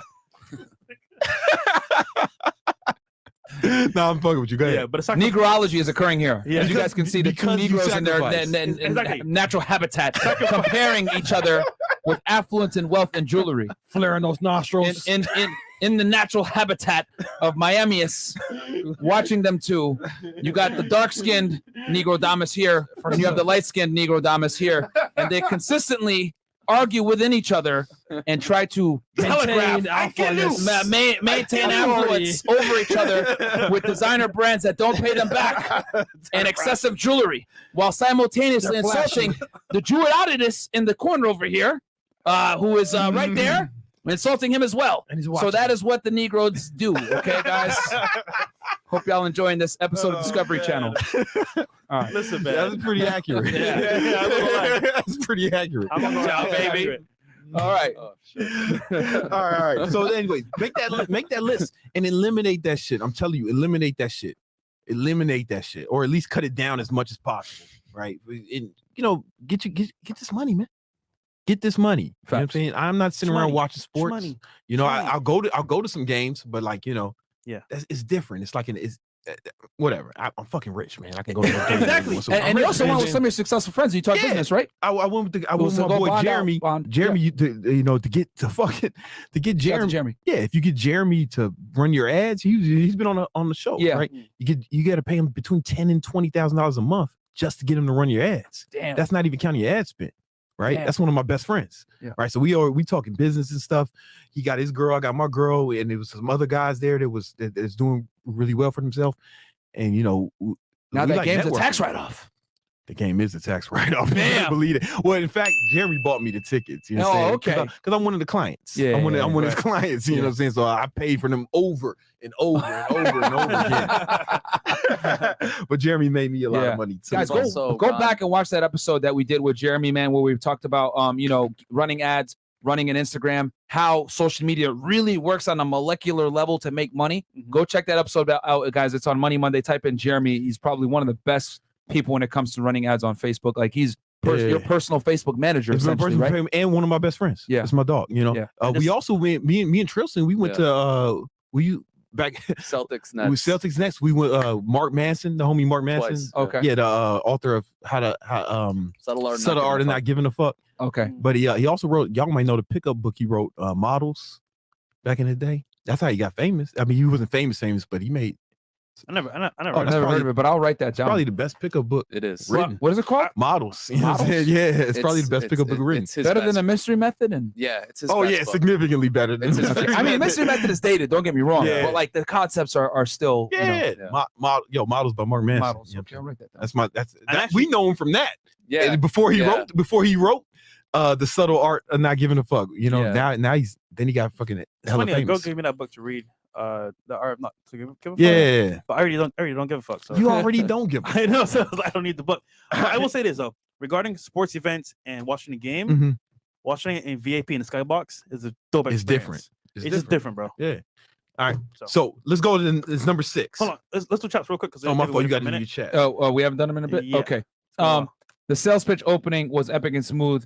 Follow to be open-ended questions. Then create an urge that all of a sudden Fresh repeating the reasoning you outlined. So there was a lot of truth in that. Just escaping my man Mari. I gotta put my glasses on. Jacopin Myron. Lala Lulu, $20 says, just accepted a new job as IT help desk. Moved from 40K to 75K. Nice. On a road towards 100K and beyond. Let's go. So to FNF and Brandon Carter. You can get 100K right now. Just get another job. There you go. Just get another job or start a business or something. If you're working 40 hours a week, if you're working 40 hours a week and you're sleeping 8 hours a night, right? Okay, you still got 72 hours left, right? You can get a whole nother fucking job. You can. You can work full time. Like, don't be. I'm not one of these guys who say never get a job. I'm like, I'll do anything to get this money, bro. Within reason. I'll do within. I was thinking more about legally stuff, man. He's thinking about gay stuff, but it's cool. It's like the Warshire test. Whatever you think about is what you're gonna come. That's Chris. Go on. Mary, $10 says, people dedicate time to what they value the most. There's no such thing as I don't have time. What people really mean when they say that is I have time. I just rather spend it doing something else. That's true. Absolutely true. That's a fact. If you want something from Fresh, just wait at the airport while he's rushing to get McDonald's. He'll drop something. There you go, my friends. He dropped his 30K bracelet, dummy. Haitian Jack, $2. I robbed Fresh for his bracelet at Miami Airport. Okay, Haitian Jack. Enjoy, my boy. Enjoy. $25. Anti-Coon. If you are like me, I have four cars with no license, and I Uber on my free time. I sign up as a bike rider. Zero excuses, fellas. Go get it. # free game. Okay. You're right, though. $20 from Keem Chillin. I don't know what that is, but Mr. Beef Snorkel, $10. What can you do to minimize risk transitioning from 100+ a year trade job to your own business? In my state, I'm a baller, but I don't have anyone to fall back on if my stuff fails. This is why you get the side hustle and you do it as you continue to do your job. Until you get it. I'm a big believer in that. Exactly. I'm a big believer in that. Keem Chillin, you got $20 says he right though. LOL. Okay. And then we got $20. 3 years ago, I started with nothing but living in my Airstream. Now I have 5 properties that I turn into Airbnbs, netting $157,000 per year in a place right outside of Yellowstone in Wyoming. Oh, goddamn. Good job, man. What's up? The Rock's 2003 Hollywood heel return in WWE fits Myron well. Okay. And then we got $20 from Keem Chillin. Oh, yeah. I watched them videos he posts like rainfall from a condo window in different cities. Bro, there's a whole YouTube economy of niggas that just make videos that are pre-scheduled. They're not in the videos. They're not.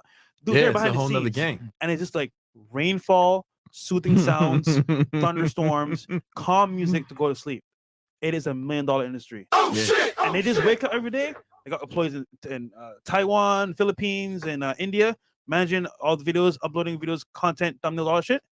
Just wake up, break money in, and chill. There's so many different ways to make money now, man. It's And astonishing. he's 18 years old, bro. It's astonishing. Damn. Imagine making $1 million at 18 years old.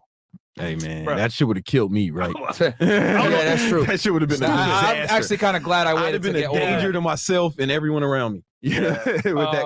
All right, so now we got we're at number 6 now, which is manage your money. Yeah. Manage your money. This is real important, right? This is real important. So again, my dad, right? He was gambling, acting crazy. wait, no, that wasn't that? Didn't we just do management? Yeah. 27? No, we did sacrifice. We didn't do manage the money. I know that. Oh, okay. Yeah. So like number 6 is manage the money. And I started it, but I went back to sacrifice because I was like, I ain't ready yet. Okay. All right. Now I'm ready. All right. He also didn't manage his money. So this is a guy who made the equivalent of $5 million. Yeah. It was making that and fucked it all up. Sheesh. Right. The problem is not only you got to manage your money when you don't have it, it's more important. It's more important when you start getting it. Yeah. Because when you get money now, you can put yourself, it's like power. You can put yourself in more trouble, right? You can start putting down payments on shit. And now you in more debt. Yeah. You get what I'm saying? You can really fuck yourself up if you don't manage it right. For example, Mike Tyson made over I looked it up. He made over $300 million and then went broke. Trill, how much you say Allen Iverson made? 100. He made over $100 million. And he's in debt. Still paying it off. Still paying off debt. How do you do that, damn. right? I thought that was a troll that he wasn't really like broke like that. Nah. No, there's a famous stories of Allen Iverson spending $60,000 on dinner, like just bringing all his friends and just buying everything on the menu. You know what's funny? Hammer made $70 million and went broke. MC Hammer. You know what's Can't funny? touch this.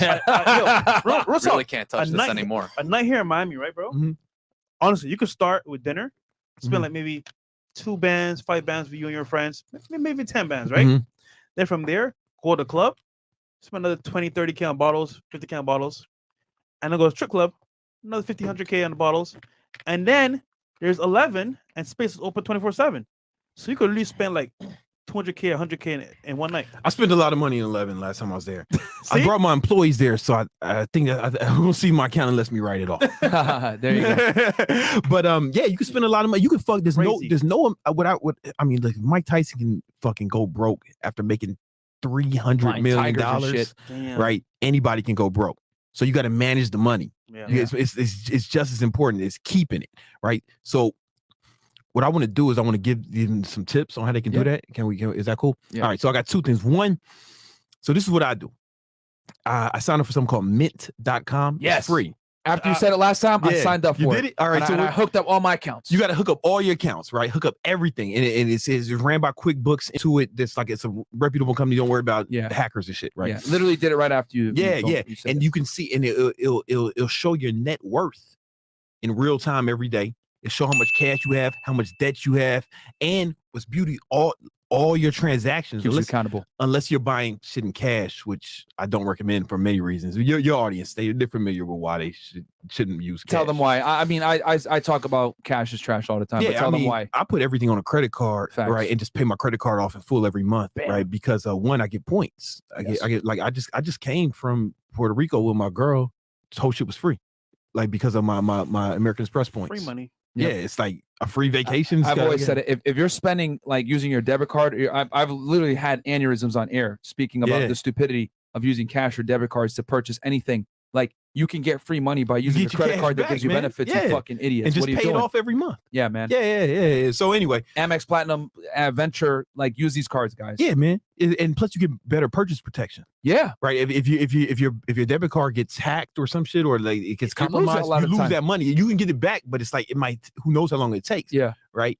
If it happens with a credit card, it's like you didn't lose any money. Yeah, buyer protection. Yeah, bro. buyer protection is beautiful. Yeah. Right. So anyway, everything should be on a credit card anyway. Yeah. If you've been listening to Fresh and Fit, right? Yeah. And then the whole shit should go. You can see every transaction, right? And what I do is I go through every transaction every morning and categorize it, right? You know, because sometimes it fucks up the categories. It'll say something, and I just make sure everything's right, so I can see exactly how much I spent every month, right? Most people can't do that.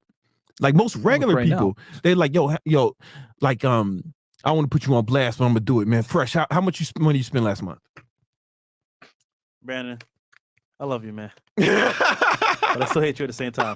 I don't know, bro. You don't know. You don't know how much money you spent last month. I don't know. You know what I'm saying? I spent $133,000. God damn. Right. Damn. You know what I'm saying? But it wasn't just, that's including the business and everything. That's, that's exactly how much we spent.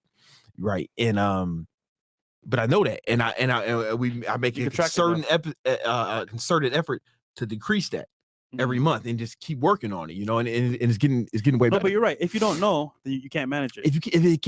Peter Drucker said, if it can't be measured, it can't be managed. Bam. Right. So true. So you got to manage the inflow and the outflow, calories in, calories out. Yep. It's like macros. If you're a fitness motherfucker, it's like macros for your finances. Right. And so I track that shit every day. I'm looking at everything, and when I first started doing it, I was finding shit. Oh shit, I'm paying for this. I'm paying for that. Right? I found money. I found money, and I started thinking of different ways that I can like reduce my spending. Right? I'm not saying being a cheapskate. I want to be clear about this. I'm not telling you to be one of these. Okay, so you go right here and you click that categorize button at the bottom. Yeah. Okay. Well, I go through each transaction. I don't do it on my phone. I do it on a computer. Okay. And each transaction you hit edit to make sure everything's good. What's your net worth? I see everything. You want me to really? I'll show it to you. Chill. I'll show it to you, but I won't tell you. No. I'll sit on there. I'm poor, guys. I'm poor. Because you pocket watching. Yeah, and niggas really be pocket watching. Yo, man, because I have my real estate property in here too. I put everything in. I put all my stuff in. If the IRS is watching, my shit is broke. No, I'm just kidding. They can see all that shit. They know what's up. You ain't gonna get around them. Yeah, if you really are, bro. If it's one motherfuckers you don't want to try to get, it's them. But yo, this will really help you guys. If nothing else, just watching it. Just watching it, you'll improve. Did you notice that when it's been a month, right? What changes have you saw just by monitoring your finances?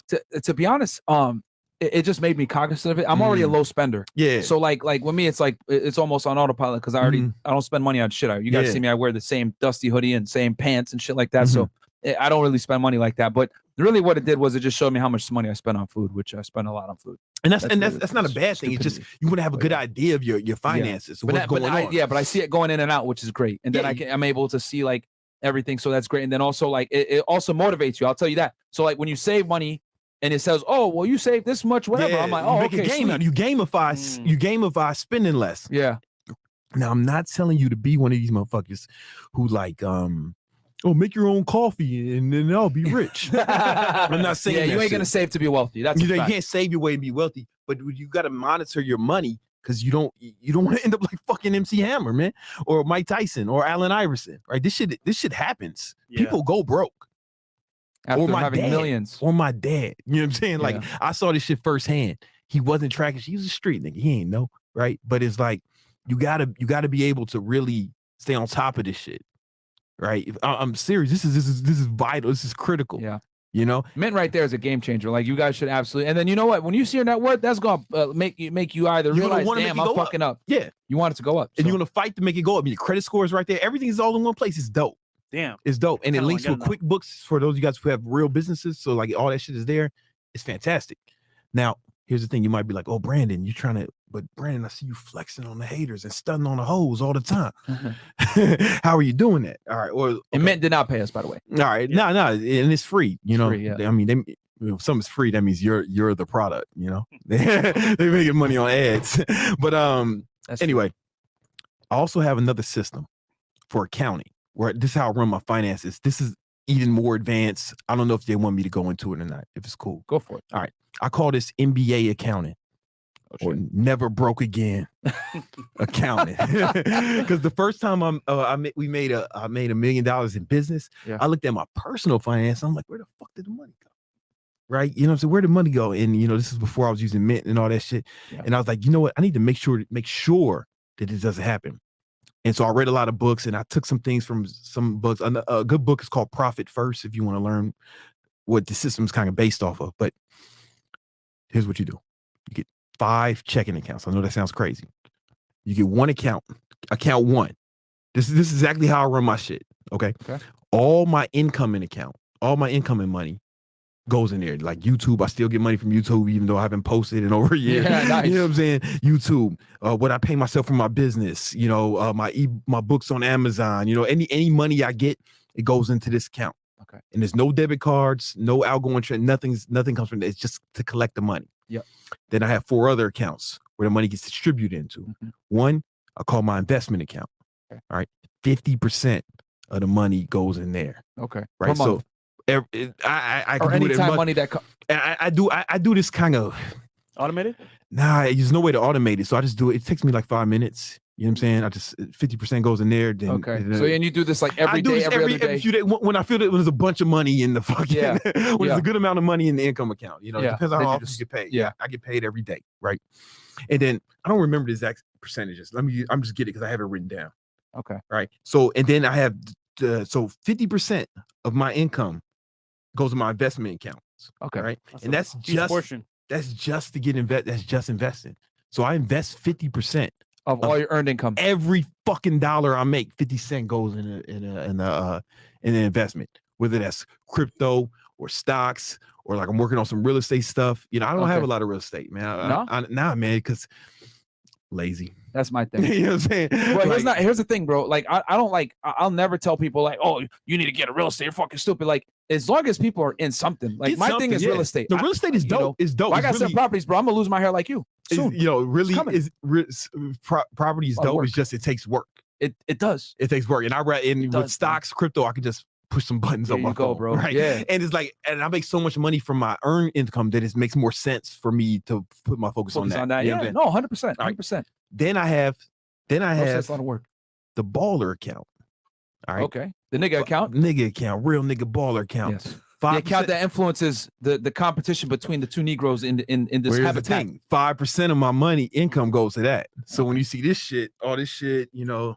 So 5% goes into that account. Yeah, this is 5% of my income. Damn, this dude's dripping right now. You know what I'm saying? Like it's 5%. You know, real talk. You know, 5% of my income, and then I have, you know, I put it some aside for taxes, about 15%. Okay. Right, and then I have my operations account. This is where the money I live off of, and it's 30% of my income. Okay. So I live off 30% of my income. Technically 35 with the baller. Yeah, with the baller account, right? So, and now the trick, this is like next level shit, because I'm in control of how much money I make by how hard I go, right? I try to fucking spend all the money.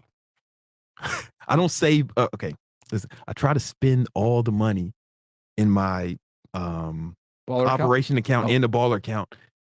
I actually try to get it to zero, because what it does is it forces me to go make some more money. Bam. And then, but I know half of that money has to go in my investment account. So I put myself in this is a fantastic psychological a game to use on yourself. And then it makes me have to go and get more money. So I'm always hungry. I never rested, right? I never get comfortable because I spend the money. Yeah. I never get comfortable. And then but that forces me to save more money. Because I'm still, every time I make money, I'm still always saving more than I spend. Yeah. No matter how much I spend. Because I know 50% of all my money is going to go in the account. Yeah. And then also psychologically, I know that, you know, I know how much I need to live. That's got to be only 30% of my income, right? So I got to make that much more. You know what I'm saying? Yeah. So it's like I got to fucking hustle. I got to go. You know, that's like a really good like psychological like mindset to have. Is like you have these parameters that you must adhere to. So like even if you buy something nice for yourself, you have a strict rule on how much you can spend on buying something nice for yourself. Exactly. And then let's be honest here, you're buying watches that appreciate over time and stuff like that. Yeah. You're buying jewelry that like some of the jewelry. I'm gonna be rich. I'm not gonna front. Some of the like the jewelry came from an investment account, like especially my AP, because I knew I bought it for 20% under market value. So like I can turn around and sell it right now for 20% more. There you go. Like right now. Yeah. And it keeps going up. My Rolex keeps going up. Like So some of your investments you actually wear.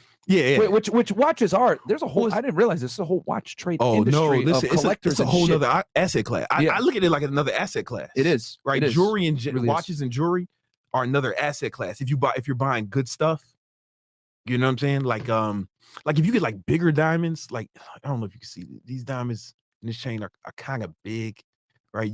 I can at least get my money back for these, especially because I got them from my boy. Watch my diamonds at a good rate, right? So I can at least get my money back for this. But with inflation and everything, it might be holding my value a lot better than the dollar is, right? You get what I'm saying?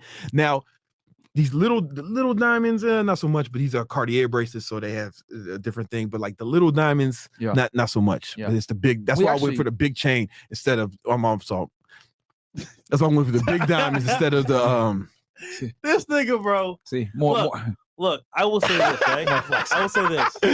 There is a method to the madness. I'm fucking with you, man. And added to that as well, my watch also did appreciate. Come on, man. And I've only had it for 3 months now. That watch is hard, man. Yeah, thanks, bro. But also, it will go up. Even though it's iced out, it will still appreciate. There is a market for it. You know what I'm saying? But there's a group of people, right, that have money. And what they do is they park their money in watches. So, for example, Richard Millie's, right? One of the higher end watches. They buy for like, let's say 150K. In like 4 or 5 months is 190K. Bro. Kelvin just bought a watch, 330K. Yeah. It's already gone up $50K. My boy Dimitri from Watch My I'm like, Diamonds, bro. He was telling me last year he bought the Bubba Watts and RM for $80K. Right? He bought it for $80K. That same watch, Jason Tatum just bought it from Eric the Jeweler for $250,000. I swear to God, same watch. Look, 2 years. Look. What stock is doing that? You know what I'm saying? Picture this, right? No stock. Maybe Instead of buying a house, you go buy that watch. No maintenance, no headache. Keep it in your home. Yeah, it depends, but and you got to pay property taxes on the house. I mean, there's pros and cons. Pros and cons. I just look at it different. You get tax write-offs with the house. I'm not saying it's worth it. Yeah, I'm not saying it's the best thing. It's just another asset. It's another asset class to park. Yeah, to diversify and park your money. And we haven't talked about this with Aaron Clary. As you guys know, Aaron Clary is a very staunch economist, and we talked about how you can actually park your money in what was the asset class? Was it silver? Silver. If you wear silver, and then if you get like certain watches, Rolexes hold their value very well, APs, etc. So I will get myself a nice watch eventually, but the point is that guys is that the whole point is that he has a money management system where he's only spending 5% on baller stuff, 30% on living, and then you actually purposely spend that money. You actually purposely spend that money so that it forces you to spend more because you already know whatever I make, 50% has to go in my savings account. Exactly. So it's like, damn. So that's actually pretty good. But because you're not going to get money if you're just saving, like just austerity is not going to make you rich. It won't. Right. I got to force myself to make more, and I know I'm going to invest 50% of it, and then I just keep that's how I was able to get when you have real hardline rules like that, it really like offsets any type of because they might look at you and be like, oh, this nigga's buying chains of shit, nigga shit. But what they don't realize is that no, I'm actually taking 50% of my earned income and actually investing it. 50% of every dollar. But you know what's funny about that too? Like in this scenario here, you're not comfortable. Yeah, that's the biggest thing. Yeah, you get a lot of money in your account. Exactly. I don't want to stay comfortable. I'm gonna lay back. I got money in my account. I'm good.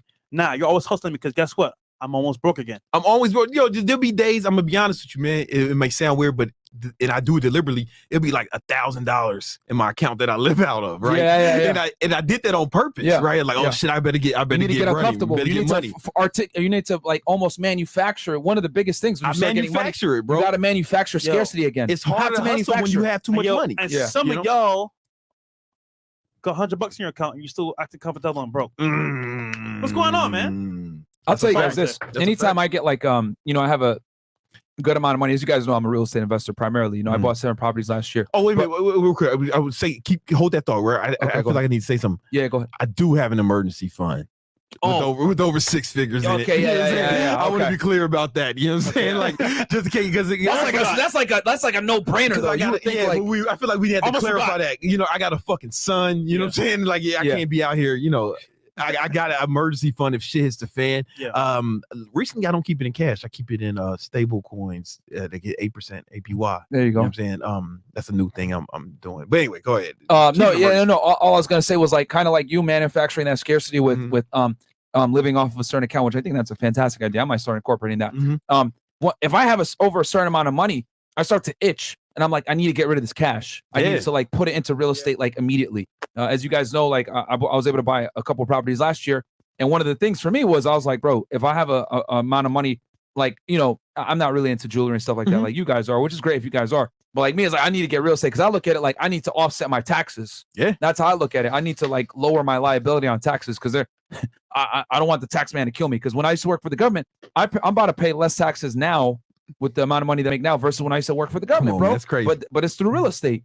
So even though real estate is a pain in the ass, I admit that it is a very annoying asset class. It's dope. But it's good for the tax purposes. So it's good for the tax purposes. But yeah, my thing is anytime I have a certain amount of money, I need to go fucking buy something like a house or something immediately. So that's my psych game on myself. That makes a lot of sense. Okay, so let's go into number. So we talked about managing money, which I thought that was really good strategy. Very good. And then manage goals.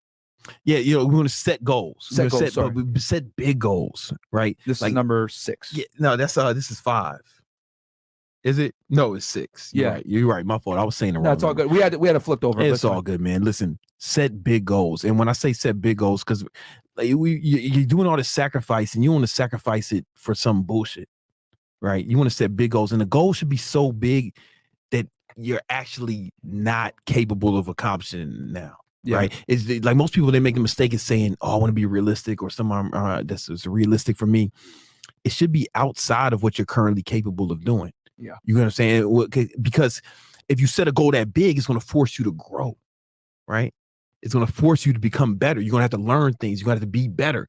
But if you set a goal that you're capable of doing right now, there's no incentive to grow. There's no incentive to get better. And it also puts a limitations on how big of a goal you set. Mm-hmm. For example, me being a kid from Southside Chicago, man, like there was really no, like when I was a kid, you know, I didn't even know I didn't know I would be fucking alive, right? I got dead homies. I got one of my best friends growing up is doing life in prison. Damn. He killed those people, you know, double homicide, you know.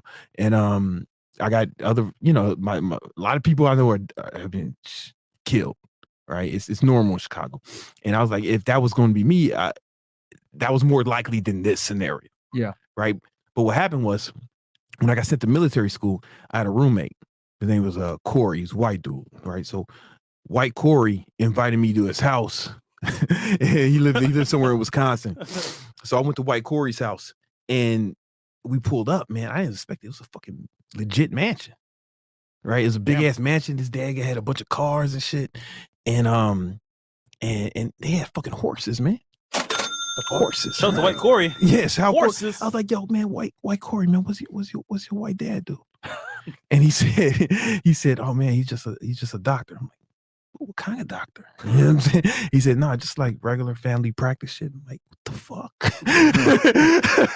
Holy shit. Right? He was just, I mean, I don't know if that was the truth or whatever, but you know, he was what he did was when I had that exposure to something different, I was like, oh shit, this is real. Yeah. There's people really living like this. And I had that moment when I went to college and I hung around, like that made me stop buying Jordans and stupid shit. I was wearing like True Religions. Oh yeah, me all dripping, whatever. And I met the white guys over there at Northeast University. Dude, what the fuck? Just get some Sperry's, man. I was like, you know what? Dude, I had that epiphany right there. I was like, what am I doing? So I just from there, minimalist. It's funny. Minimalist, but for a reason though. Yeah. Right. Because you want to invest, right? When I saw them horses, it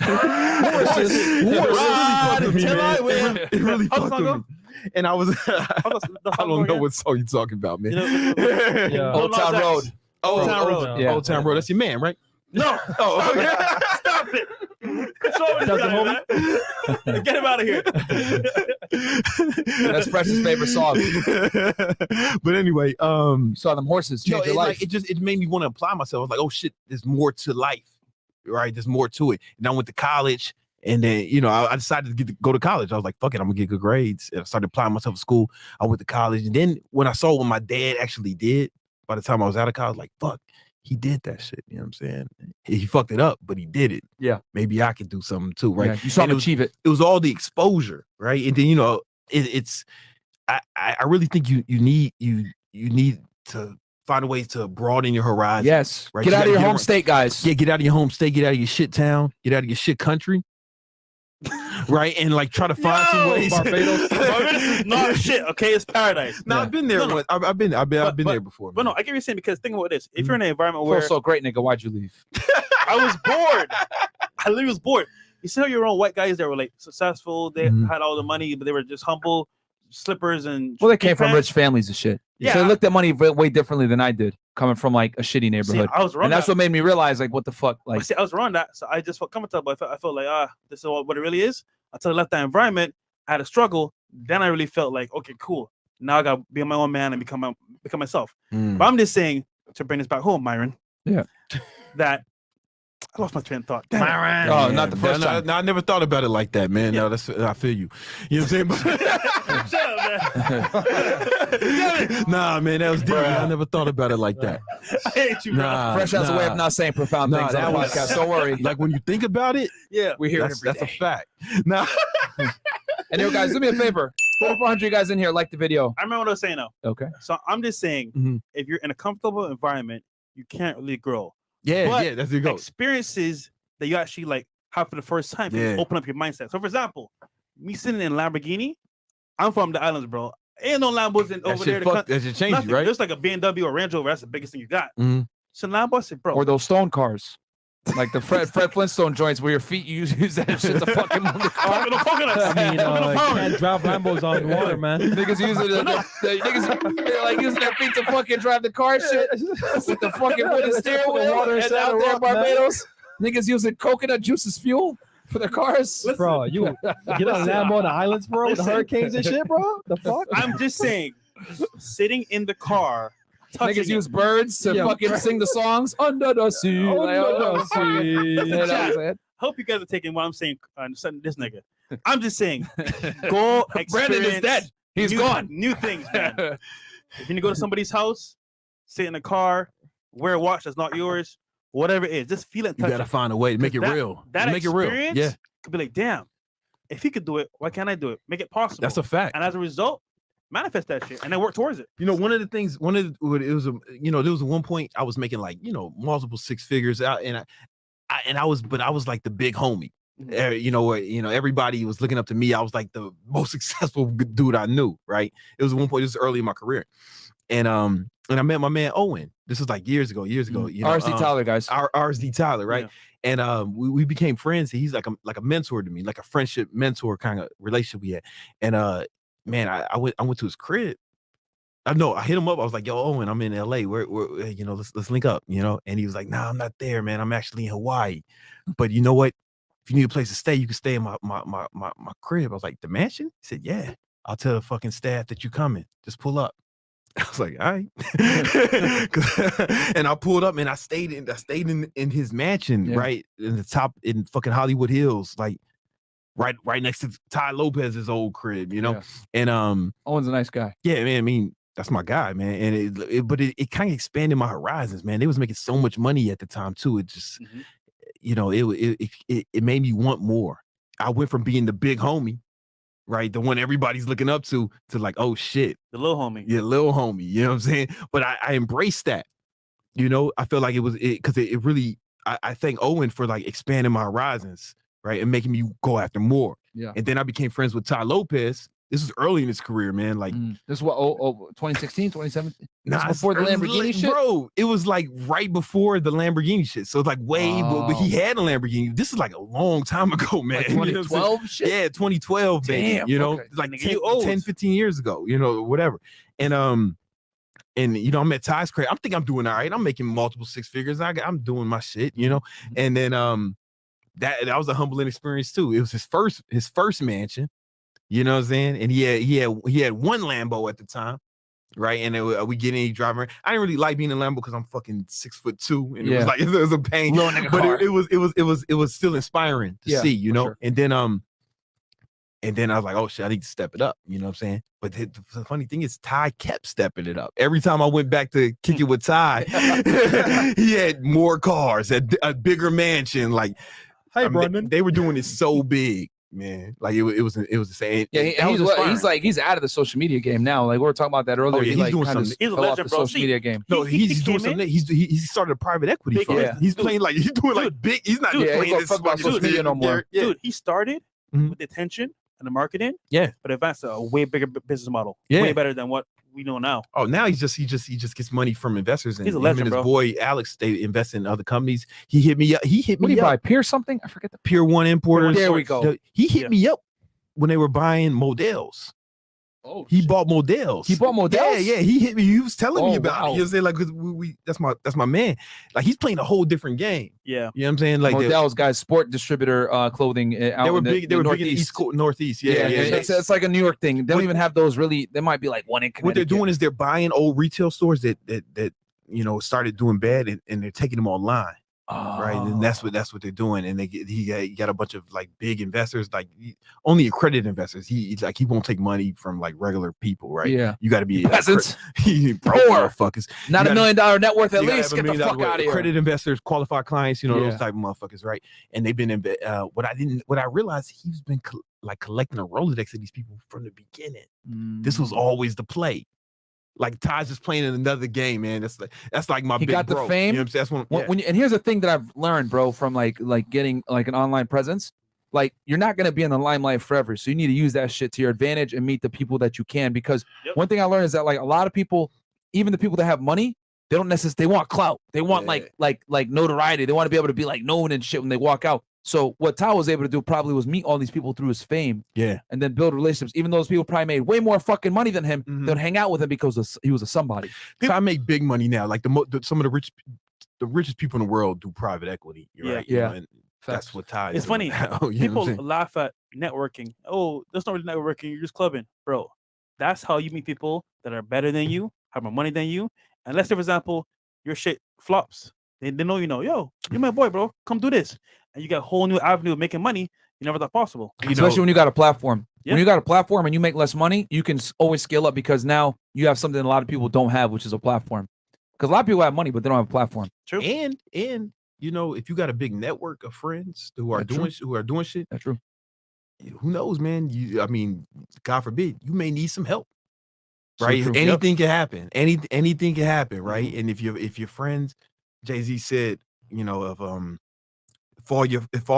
every nigga in your clique is rich, your clique is rugged. Because if one falls, each one could be each other's crutches.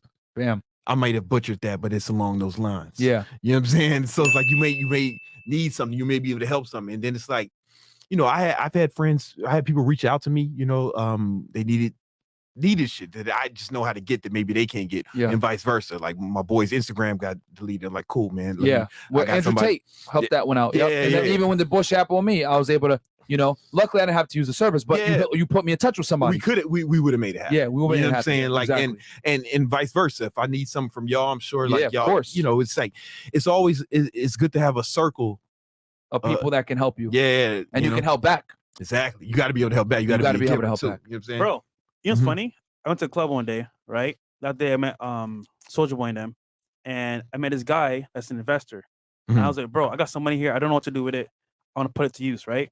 Bro, he gave me 2 investments to put in. Right now, those 2 investments, I won't say what it is because I don't want to put it on here. Bro, hella crazy. More 10%. That's fantastic. Well, and it's automated. That's the best thing about. So we talk about this networking, right? You talk about that's what brings us to the next number. What number are we on? We are on number 5, providing massive value. Provide massive value. So that's the best way to network is to be valuable. Yeah. Right. Not only the network, it help you with your network, but also, listen, to make money, unless you are the J Powell, right? You know what I'm saying? Like you can't make the money. Right. You know what I'm saying? Like, unless you are the Federal Reserve, you can't actually make the money. Some people have to give it to you, and they're only give it to you in exchange for a product or service that they think is as valuable or more valuable than the currency they're exchanging for. Bam. Right. People have to give you money. You can't really make it. Yep. Or right? Still. I mean, we're talking within the realms of legality. Yeah. You got to, unless you're a fucking scumbag criminal, right? You know what I'm saying? Like I said, scumbag criminal, because the drug dealers are honorable. Yes. Right. You know what I'm they saying? are very honorable. All right. Anyway. By the code. There's a code, man. You're out here robbing people. You're a fucking peasant. You're a loser. You know what I'm saying? Bro, okay, I'm sorry. I digress. Right. People have to give you the money. Yeah. Right. And so the best way, but then it's like that landscape is competitive. Right. The landscape is competitive. So for example, there was this guy, back in the early 2000s. His name was he was from Chicago, Southside Chicago. His name is BC, is what we'll call him.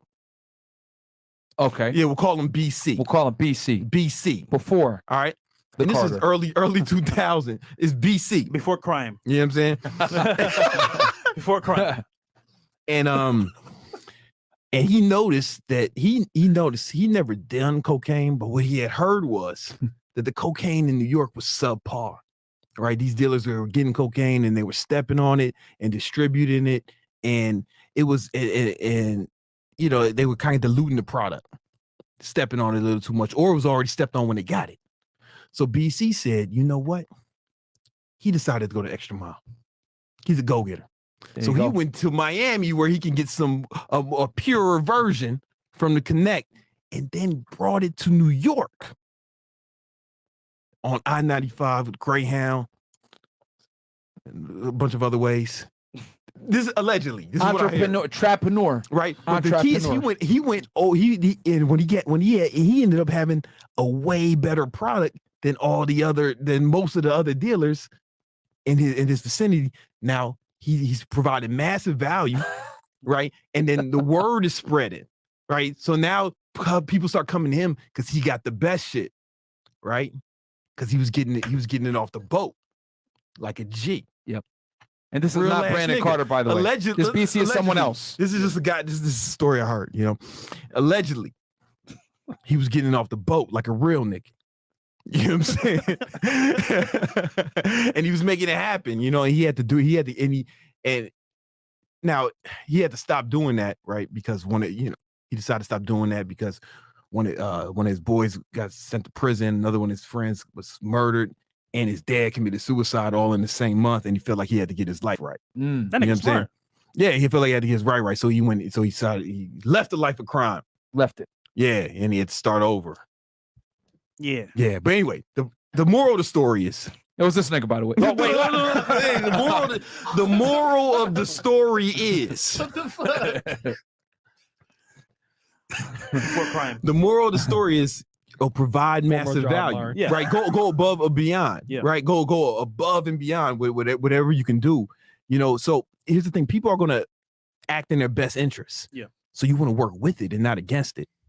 You know what I'm saying? Like if you're gonna have a service, make sure it's the best service. Right, be as good as possible. If you're gonna have a product, make sure it's the best product. Or even if you're just a salesperson, go out of your way. I'm gonna be honest with you. My salesperson who makes the most money makes the most calls. Right, like you want to go all out and you go hard. And what happens is you'll become more valuable if you got the best shit or you're doing the best job. It's easier for you to network now, right? Because you have value. You have this amazing platform. Yeah. You get what I'm saying? It's easy for you to get product. Oh, I don't know what the fuck I mean. Oh, let's take an example for the podcast, right? Remember when you first started the podcast? I was one of the first guests. Yeah. And we were doing this shit over Zoom, right? Yep. Because of where you at. But what happened was you kept making money and you kept investing to make this shit better. Like you're buying shit all the time. Every time I come here, there's new shit. Yeah. New equipment. Why do you keep trying to make buy new equipment? Why do you keep investing in the shit?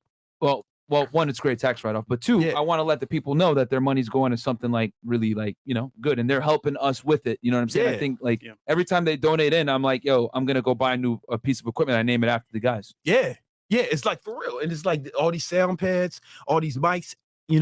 That's why the lights. There's a whole bunch of shit going on that the viewer doesn't see. Yeah, they doesn't know what's going on, but the quality of this podcast, this live show is a lot better than almost every other one, right? Yeah. We're number one. So listen, you guys are putting out massive value, right? Massive, and you keep trying to make it better, and it's reflected in the results. Yeah. Right. If you were putting out trash, if these was all Zoom fucking if this was all Zoom and a Blue Yeti podcast, I don't think you'd be where you are right now, right? If you were just phoning it in, being regular. And then what I've also noticed is that people want to contribute to something that's growing and getting better. So I look at it when they donate the money, it would be disrespectful of me. Yeah. And it would be extremely terrible. And I'd be a shitty fucking podcaster to not take that money and invest it back in to make sure that their viewing experience continues to get better and better. Yeah. Bringing a better guest, investing it back into business. So even the way you talk about it, just making it better. Yeah. You're providing value because what is this? Hell, I got a new camera right now. I'm about to set up. This is entertainment and education, right? And you want to make it as good as possible for the viewers. And what happens is you keep getting better. You keep getting better results because you keep investing into your Big shit. Shout out to Black Lemur. Yeah. Angel Cardenas and everyone else. All the big donators, man. Guys, I literally have a new, I showed y'all on Instagram yesterday. I got a new micro, I got a new fucking tripod and a new fucking gimbal and a new camera. I ain't messing around, guys. We're gonna keep improving the quality. We're gonna keep bringing Brandon back. Come on, man. We're gonna keep telling y'all about his drug trafficking stories. His name it's great because it's past the statute of limitations. BC's his new name. BC. Yeah, BC was doing that shit, man. That was a wild nigga, man. I'll tell you what, man. It's okay, man. I researched that we're past the statute of limitations. That motherfucker was wild, BC. You know what I'm saying? He had to chill, man. Motherfuckers would get hurt. And hats and shit. Look at all these hats, bro. You see, I could be racist to everyone now. And then all these goddamn hats. There's more people on the team. Yeah. Right? This random nigga just walked by, Chris. Random niggas walking by. Yeah. You know what I'm saying? Look at him. There's more shit in the back. Every time I look, there's more computers in the back. Yeah. Yeah. And there's girls in the back too. Yeah. For late night show. Yeah. Which should be happening now. Oh, okay. Oh, we. There's something right there, Mark. No. Oh, yeah. There's another. Look, you can see the back of Brandon's head. Come on, man. Oh, look shit. At that. That's lit. Shining on it, man. Shining, bro. Yo, you shave your head every day, right? I shave it every day, baby. Real nigga, man. Yeah, man. And you shave your face every day, too. I shave my face. The old Saint, too? Chris, what's up? Put it back real quick. What does that shirt say? Control every opportunity. You said it, man. You read it. What these niggas stuttered on that when they're talking to each other. What does that say? Well, he was black, so I can read it, Control every man. opportunity. Like, come on, man. Nigga, you the host, man. You got to speak, man. You the host, All right, so man. let's go to the next one because I know we gotta keep going. Yeah. Okay, so number provide 3. massive value. We're number 4. Learn the marketing. Learn the market. So like, okay, so some people, let's say you don't have, let's say you have a good product or service, or you know how to sell stuff, or I mean, you have it, you still have to market. You still have to know about it. Yeah. You get what I'm saying? So I'm just telling you my story. When I first started with social media and started to build my online fitness business, I didn't have Instagram. It didn't exist. TikTok didn't exist. All we had was a raggedy version of Facebook. Yep. And YouTube was mediocre. And YouTube was mediocre, right? For sure. And that's all we had, right? So I went and bought what's called a flip cam off of eBay. It's like revolutionary. It's like, because the iPhone didn't make HD video back in then, right? I'm old. And what I did was I started making content, but I didn't just make content. I really thought about who I was marketing to, right? Not just who I was marketing to, but what were their goals? What did they want? What did they want to accomplish? Yeah. And why did they want it? And I made content only about that. Like deep down, only to a certain target market. Like I didn't give a fuck about anyone else, right? I was focused, all right, I'm gonna talk to young men, pause. Right. And I was like, I did not make anything for anyone else. Right. And I was like, I'm going to dominate this narrow market. And it really started to work, man. I got, I got over 700,000 YouTube subscribers, and it blew up back when it was. That's how I found it was YouTube. Yeah. That's how we met. So we know, that's how you found out about me. Right. Yeah. And it's like, you guys did something similar too. You got a narrow market. You talking to, men, right? Yep. Not every man in the world. Right. Who do you think your target market is? Who's the guy you're going after to watch Fresh and Fit? What about? We know we had to actually talk to our YouTube numbers today. 25 to 35 is about 50% of our market. So now I know we need to get with the younger guys from 18. Now you want to get the younger and guys. up. You know. Well, it's like here's the thing: you got to know who you're targeting, but also not only who you're targeting. What are their goals, man? What are their dreams? What are they trying to accomplish? And what keeps them up at night, man? What are they scared of? What's the problems, right? And then make content around this stuff. Yep. Right. But be prolific. Like you guys, you're gonna doing 3 podcasts tonight. Yeah. You're prolific, right? I was doing a video every day, and then I got to the point I was doing 2 videos a day. I was doing 6 at my height. I was editing them all myself, at the time. Shit. Yeah, man. I edited over 1,000 videos and posted them, because but it was all about. And this is back when YouTube didn't pay you like that, right? Oh no, I wasn't making money off. Well, I wasn't making money off YouTube. It wasn't like AdSense like it is today. No, I was making money off online training. There you go. You know what I'm saying? Like, and man, now I teach other people how to do it, and it's way easier for them because they got Instagram. Yep. Right. They got TikTok. They got all these other platforms, and YouTube is way more robust of a platform now. Way better, it's gonna beat TV here. They got too many. They got so many more events. They I wish I had the camera I use is not even as good as the iPhone camera now. You know what I'm saying? Like, so now that's why our students, my average student is making like, 5 to 10K a month within the first 12 weeks. Yep. If you guys want to know more about that, there's a link in the description. Yes. You can click it. But we teach marketing. That's how I made my money, guys. When I started Brandon was my mentor to make that kind of money. And I did it part-time, guys. Real talk. The key is to find out exactly who you want to target. Right. And exactly what they want. Right. And also what they're scared of, like what's keeping them up at night, and just make content around that, right? Only talk to their pain points, right?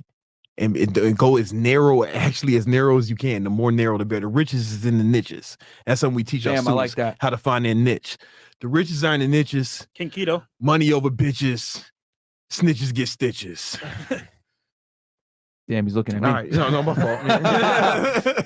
fault. Okay, so now we're in learn marketing. Okay, so figuring out what your people need, and then money loves speed. Number 3. Yeah, you got to move fast when it comes to money. So check it out. You guys got bills every month, right? No matter what happens. Let's say, what's the average expenses for the average American? Anyone know? House, let's say mortgage. Like, what do you think the top number? Housing by far. I mean, like not the expense. I'm sorry. Like, let's say 2K a month, right? 2K, car, for simple math. $500. All right. So no matter what happens, they got to make 2K a month, right? Every month. Now, here's the thing: how much they can make over that 2K, and then start investing it or putting it in other things. That's the amount they can make over their expenses. Bam. Is what's going to make them wealthy. right? Yep. So the key is not to just make money, but to make money fast and outrun these bills. Yep. You get what I'm saying? So the more money you can make within a month, right? You outrun the bills. Now you got a surplus that you can invest, right? You can invest, you can put in the things that can change your life, right? But if you're just meeting your bills, or worse, you're not meeting them, then it's like, it's a struggle. You can't get rich unless you got to make money fast. Yeah. Right. Imagine if I say, hey man, this guy, he made $100,000. Okay. You might think it's impressive, but what if I said, oh, he did it in a month? Yeah. Oh, then you excited. What if I said he did it in 10 years? Yeah. So it's not about how much money you make. It's about how fast you can make the money. You got to compress the time. So what I realized, I was training people in person.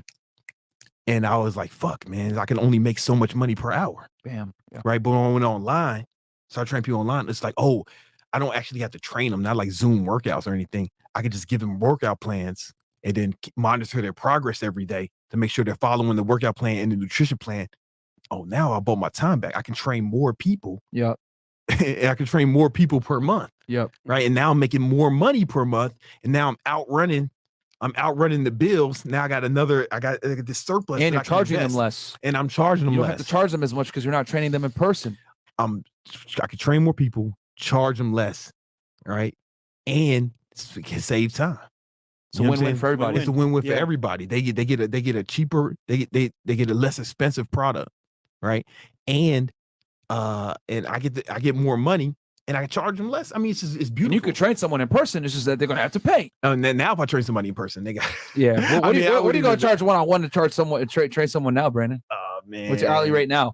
I don't even do it. You know what I'm saying? I don't even do it. If I work out with somebody, that's the homie. You know what I'm saying? Like so.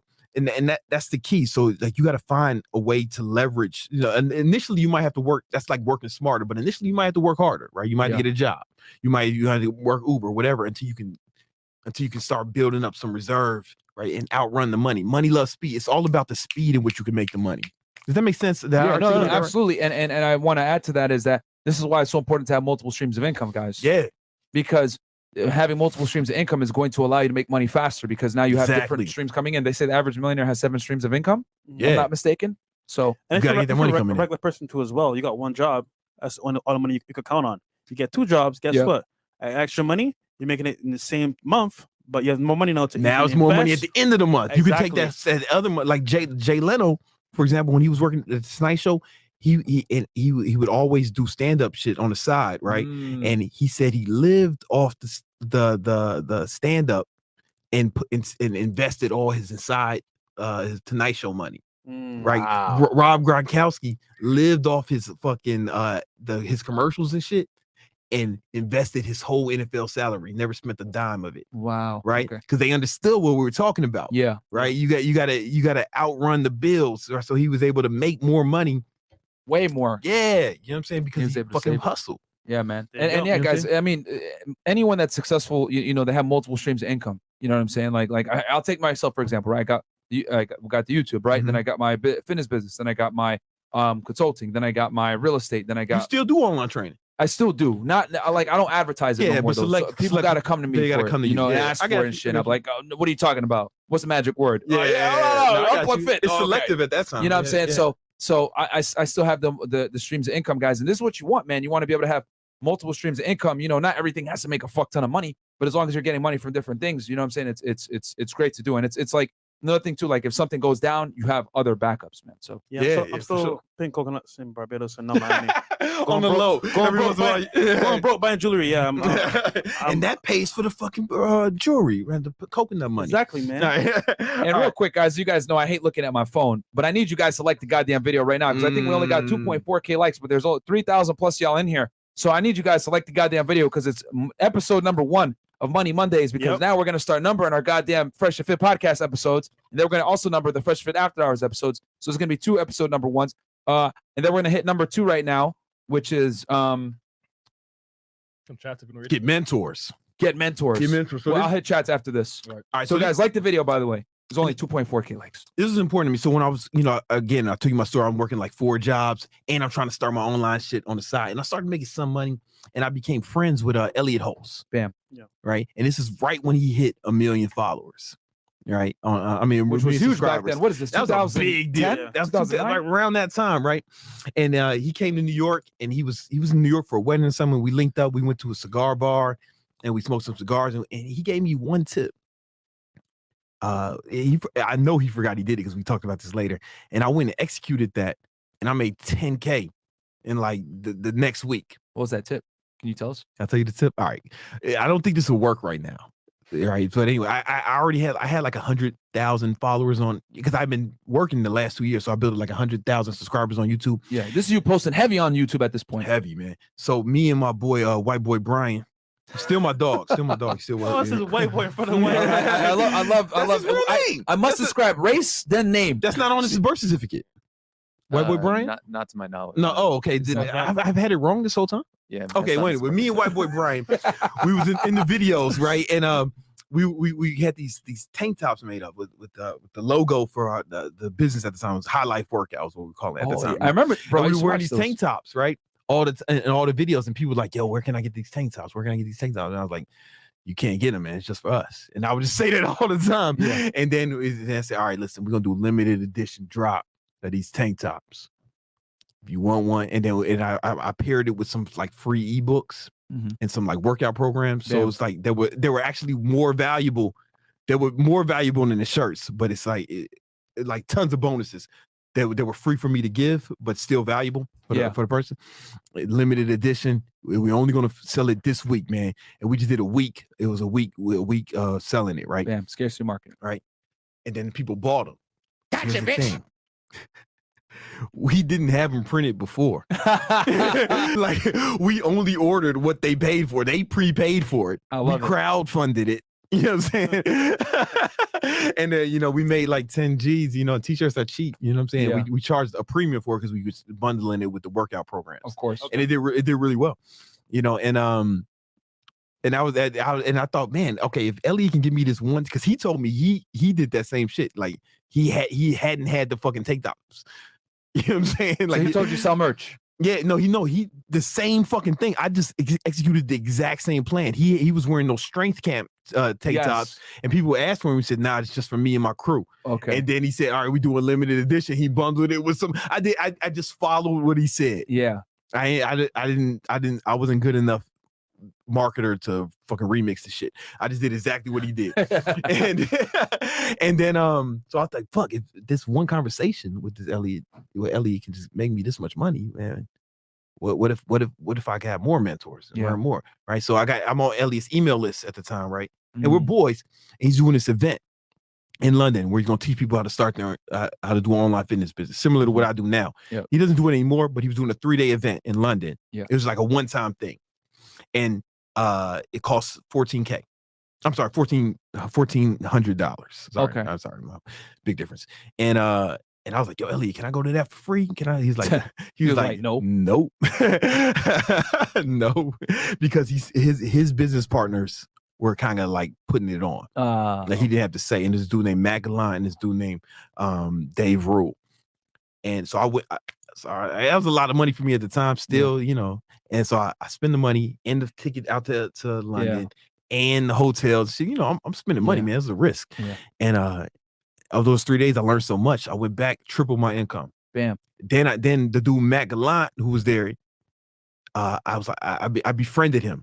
Now Matt doesn't do this anymore because he got a supplement company called Bio Optimizers that does over 8 figures a year now. Damn. So, but he's still my boy.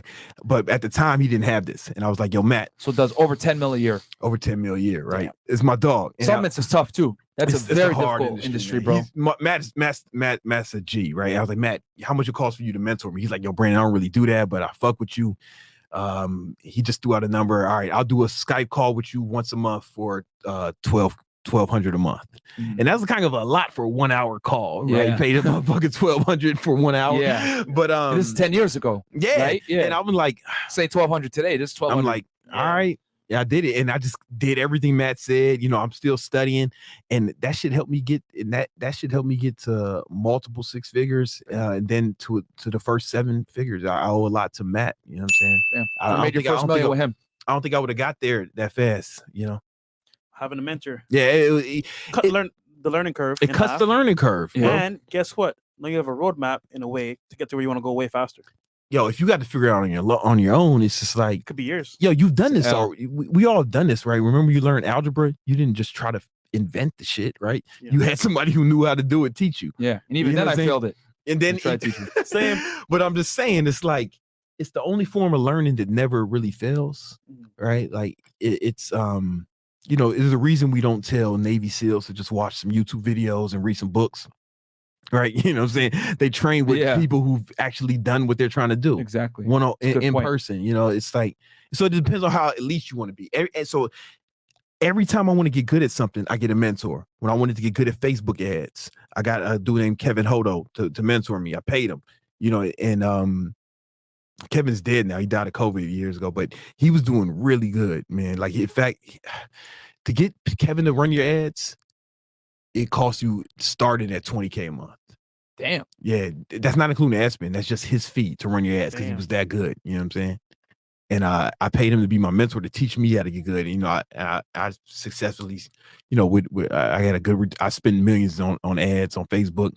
I got, you know, I'm already good at sales. Me, after already doing millions of dollars in sales myself, I still paid Jordan Belfort to one-on-one coach me. Yeah, you know what I'm saying, in his house. You know, like really learning, like spending days learning when I'm going over so my it was just scripts. you and him, or did he have other people? There was there? other people there. You know what I'm saying? But we went over our own scripts and stuff, and we stay in touch a little bit. You know what I'm saying? And but I'm always looking for that. I'm always looking for like people who are like further than me. It's harder the higher you go up, though. You know what I'm saying? Imagine if you two look for a podcast mentor now, right? It's like who you gonna get, right? The harder you get up. So what you have to do when you get the farther you get, Joe Rogan pretty much. Yeah, when you go what's the N-word? Academics. We each other. Yeah. We can say what's up, nigga? Yeah, what's up, nigga? Yeah. I think you got to Joe Rogan, man. Smooth that out, niggas. You can smooth that out for my nigga Joe Rogan. And what happens is you can when you get bigger, you have to like niche down your mentors. Yeah. Right? I had to get one just on Facebook ads. Damn. Had to get another one just on YouTube advertising, on Google advertising. I had to get another one just on sales, right? You have to niche down your mentors as you go up. But when you start off, you just need somebody to help you get there, you know? Yeah. Everybody knows successful, they have that. You Yeah. know? And you guys need to find a way to get that. No matter if you get opportunity somehow to get some mentorship or something you're trying to do, you should really jump on that. You know? Need it, bro. I would have never been here had it not been for mentors, man. Like, I had in different realms. You know, you helped me with my fitness business. John from Modern Life Dating helped me with like just getting into digital marketing in the first place, and getting into YouTube, and then man, and then from there you just branch out and you get different people and different aspects that can help you out with what their specified skill is. Donovan Sharp, all these guys helped me out in the beginning. And it's like you can always lean. Remember when you called me when you were coming out with the product for what product did you come out with?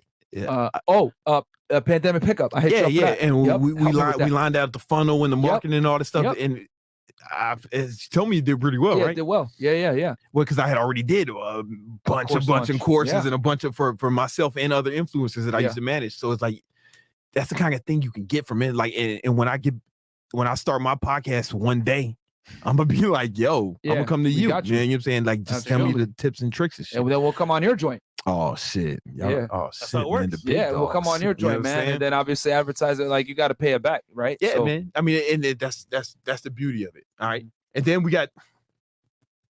it's the last one, right? Oh yeah. Should I read the chats? You do your chats first, man. Make them wait. Last one, that's fine. Okay. Last one is I'm gonna do a drum roll on this one. Last one, guys, is take risks. You got to be willing to take risks. So, a lot of you guys, if you want to make big money, a lot of you guys got to be willing to invest in yourselves or invest in your business or whatever it is. You got to be willing. You got to be willing to have the balls to write on your name on the front of the check instead of the back. Right. Some people are talented, but they ain't got the balls to put their money where their mouth is. You know what I'm saying? Some people are talented, but they're too scared to put themselves out there, to market themselves. They're scared of what people may think. And some people are talented, or they may have like some skill level, but they're a little too scared, of failure in general. Yeah. You know what I'm saying? Right. And that's normal. Being scared is normal. All right. And it's okay to be scared. But it's not it's not okay to let that fear prevent you from going after your goals, right? Because courage, you need to be scared to have courage. You can't have courage without fear, right? There's no reason to be courageous if you're not in a scary situation, right? In fact, you should relish that when you're scared because, now you have opportunity to actually be courageous, right? And there's really two sides of people, right? There's, both people, they have goals, things they want to accomplish. And in between them and their goals, there's fear, right? Trepidation, worry. Now, the first kind of person, they let that fear stop them from even attempting, right? They just kind of sit on the sidelines. They sit on the sidelines, trapped in a prison made of their own fears, and they never really go out, and they never really try to get what they want. Well, how do you describe a person like that, Fresh? Someone that's scared to like venture out. Yeah, someone who's just scared to go after their goals, man. They're just too scared to actually even attempt it. Call them broke. Call him broke, man. You know what I'm saying? Wait, would you call that person a winner? Would you say he was a winner? Of course not. Of course not, right? You'll say, well, if he's not a winner, what is he? A loser. I think a lot of people would agree with you on that. You know what I'm saying? I think a lot of people would agree on that. And that's the majority of people. That's the majority of people. Fact. And then you got another group of people. Same fear, same amount of trepidation. They don't have less fear. What they do is they have more courage. You get what I'm saying? Yeah. And they don't let that fear stop them from going after their goals. They don't let that fear stop them from putting themselves out there. They don't let that fear stop them from investing in themselves or investing in their business or investing in whatever, taking a risk, having the balls to go after it. Would you call that person a loser? Of course not. All right, yeah, that person's definitely not a loser, right? In fact, those are the motherfuckers we make movies about, man. Those motherfuckers we read stories about. Children have posters of these people up in their house. I just told you earlier before the show. You said I look like a rapper, and they said I can never make a song or rap because I stutter too much. But I made that song. You did it. You tried. I did it. Yeah, you know what I'm saying? Sheesh. It's like, Sheesh. There's a lot of things that I've been scared to do, man. Like I was scared the whole time that I was starting my business. Every time I try a new business venture, it's some trepidation, man. But you gotta go up. You gotta have the balls to go after it.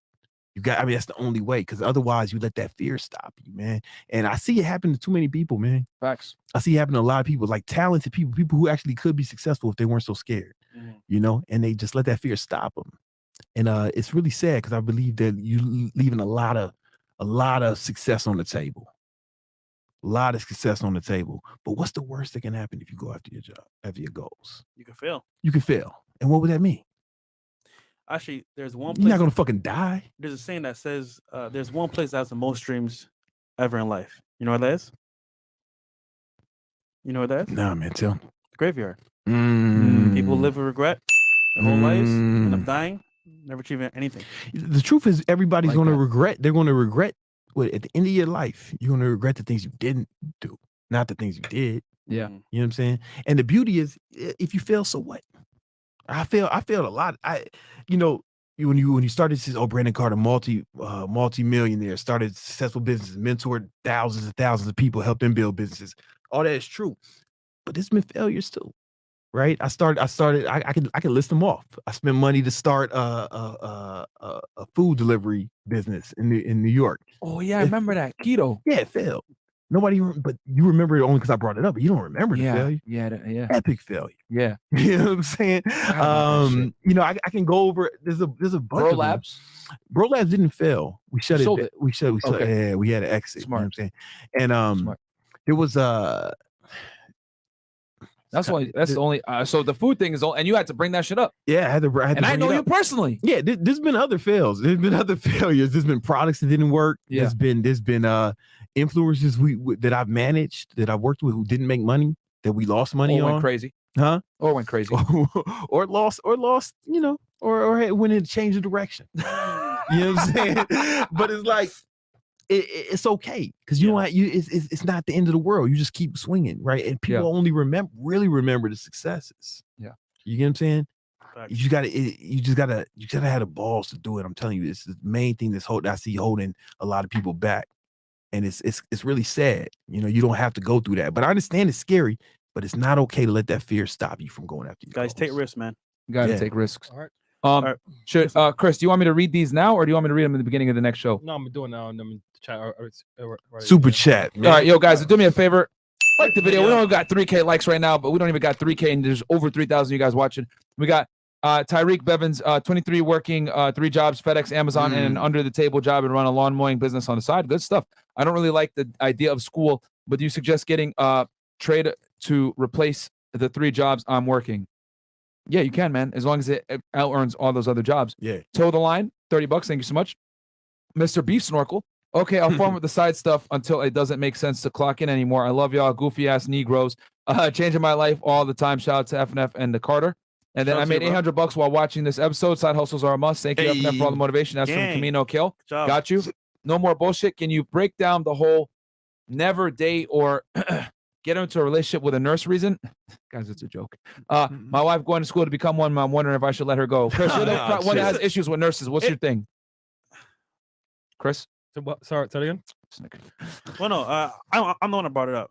It's a joke because nurses are very what's the word? Oh, nurse. They like to have fun, so they work hard and they play hard. And they work late nights, so they late nights and they late night nurse shift. You know what I'm saying? Like can't trust girls. It's just to a work funny late joke. nights, man. It's just a joke. Yeah, it's a joke. No, it's not a joke. It's real life. Especially Miami, bro. It's just I know some cool nerds. Chris, you may know more. Freshman brother. I do. Thank you, Brandon. I will use your advice so I can move out of Barbados to see my brother Fresh and come to America so that way I no longer need to eat mud cookies and cockroaches. Okay. $20. The Negro. The Negro. Just got another job, so now I'm at 100K plus. Now my next goal is to get at least 10K this month from HCT, FNF family. That's what's up. Let's go. Let's get it. Jonathan, they have contracts in IT where you can't work for other companies. You can't work for Microsoft and Google at the same time, you know? Yep. That's cool. Then you start up your own next Microsoft, motherfucker. Yeah. $5. Shannon Walters. Heard a few subscribers suggested y'all bring David D'Angelo on. I endorse that. Move 1,000%. Yeah, that will never happen. His real name is Evan Pagan, right? That was a a pseudonym. David D'Angelo, he wrote a book called W Dating. It was huge in the internet marketing community. Like he did big numbers, on ClickBank and all this other shit. And his real name is Evan Pagan, right? He doesn't even do this shit anymore. He doesn't even talk about dating no more. Guys, get shit together, man. It's old. That's fucking 20-year-old pickup shit they're trying to learn. Yeah, you know what I'm saying? Evan Pagan, he does mad other shit now. Like he's doing. He's friends with Owen. Yeah, but it's like he'll never come. He doesn't never talks about this shit. Devin D'Angelo is like a pseudonym. He doesn't even use that no more. He hasn't been. And it's hard to really monetize. Like Facebook gives you a hard time when you're. That's why he went. Now he teaches business stuff. His name is Evan Pagan. Check him. He's cool guy. Old. If you want to get some advice from an old white dude, he's a good one to go to. Okay. Yeah. Some people need advice from an old white dude. For white guy Evan. Eric, bro, or old black guy. Or an old black guy. Yeah. Look here, boy. Yeah. I got you. Mr. Clean. Brandon Carter, Spit Facts. I use Quicken to monitor everything on the computer for cost, income, and outflow, and you're able to tighten your money and maximize it every single day. Bam. Bring David D'Angelo away for it on the pod, okay? 2K likes and 3.4K watching. Like the video. Come on. Yep. Camino killed. Thank you so much. Tell them to like the goddamn video. Shout out to Big Mo and all the FNF Discord fam. Thank you so much. Viking Paradigm. Supporting the FNF fam. That's Hong Van Tron with $100. Thank you so much. Australia, supporting FNF fam always, and Brandon hitting us with so much knowledge. Thanks, Champ Myron. I know your time is limited, but bro, I'll send you a DM on Instagram in a few minutes with a quick breakdown. Wondering if you can help me. I'm Hong Van Dam on Insta. Okay. Austin contact guys. Hilarious. See you in the war room. $2, $10 from D Pauly. And then Viking Paradigm. $5. Many of the detractors are just shocked because they didn't know you can make money by being honest and speaking the truth while entertaining. Absolutely true. Ray J, I bought a Scooty bike joint glitched out. Okay. All right. Your network is your net worth. Facts. Ben K. $10 for the audience. Mr. Carter's books. The Beginner's Guide to Being Awesome and Ultimate Alpha are some of the best books to read. His energy has remained the same over the years. You heard that's a lot of truth in that statement. And then Samuel Silver, $2. Just sign up for the Mint with my QuickBooks. It's fire. Yes, man. It's gonna. That's gonna change your life. That's a game changer, man. You got to get on it. I'm gonna get it right now. You got to get this motherfucker on the Mint. You got to hook up all your accounts to it and just monitor the spend it. Scared money don't make no money. Leaning from the front, gentlemen. That's from our boy DL Saint. Fact. DL Saint, man. That's a fact. When I bought my first real estate property, I was fucking terrified. But now I bought 6 more that year, man, and it's been, I could leave YouTube right now and be cool. But I mean, here, man, my thing is I enjoy helping y'all out, bro. It's not about the money; it's about the experience and creating the content. John Linton, Myron, what part of CT you from? I grew up in New Britain, Connecticut, unfortunately. So, which sucks. It's Brandon, right. It's 10 miles from Hartford. Where can they find you, bro? Oh man, I'm most active on Instagram right now. King Keto? King Keto. I also started a TikTok. Yeah, I'm not Don't get banned up there.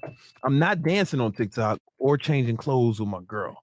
Okay, right, none of that bullshit. I'm not doing the shit where I'm pointing that shit. Hey, do this instead of this, right? I'm not doing that silly shit. Okay. I'm really just yelling business advice at the camera. Nice. Yeah. Without swearing, hopefully. Oh, you can't swear. Well, you gotta be careful. Well, I guess it's just a countdown until I'm not on there. So you might want to check those videos. What's your TikTok? This is Big Brandon Carter. Big Brandon Carter. All right, cool. Man. And I'll link it below as well. BBC? Yeah.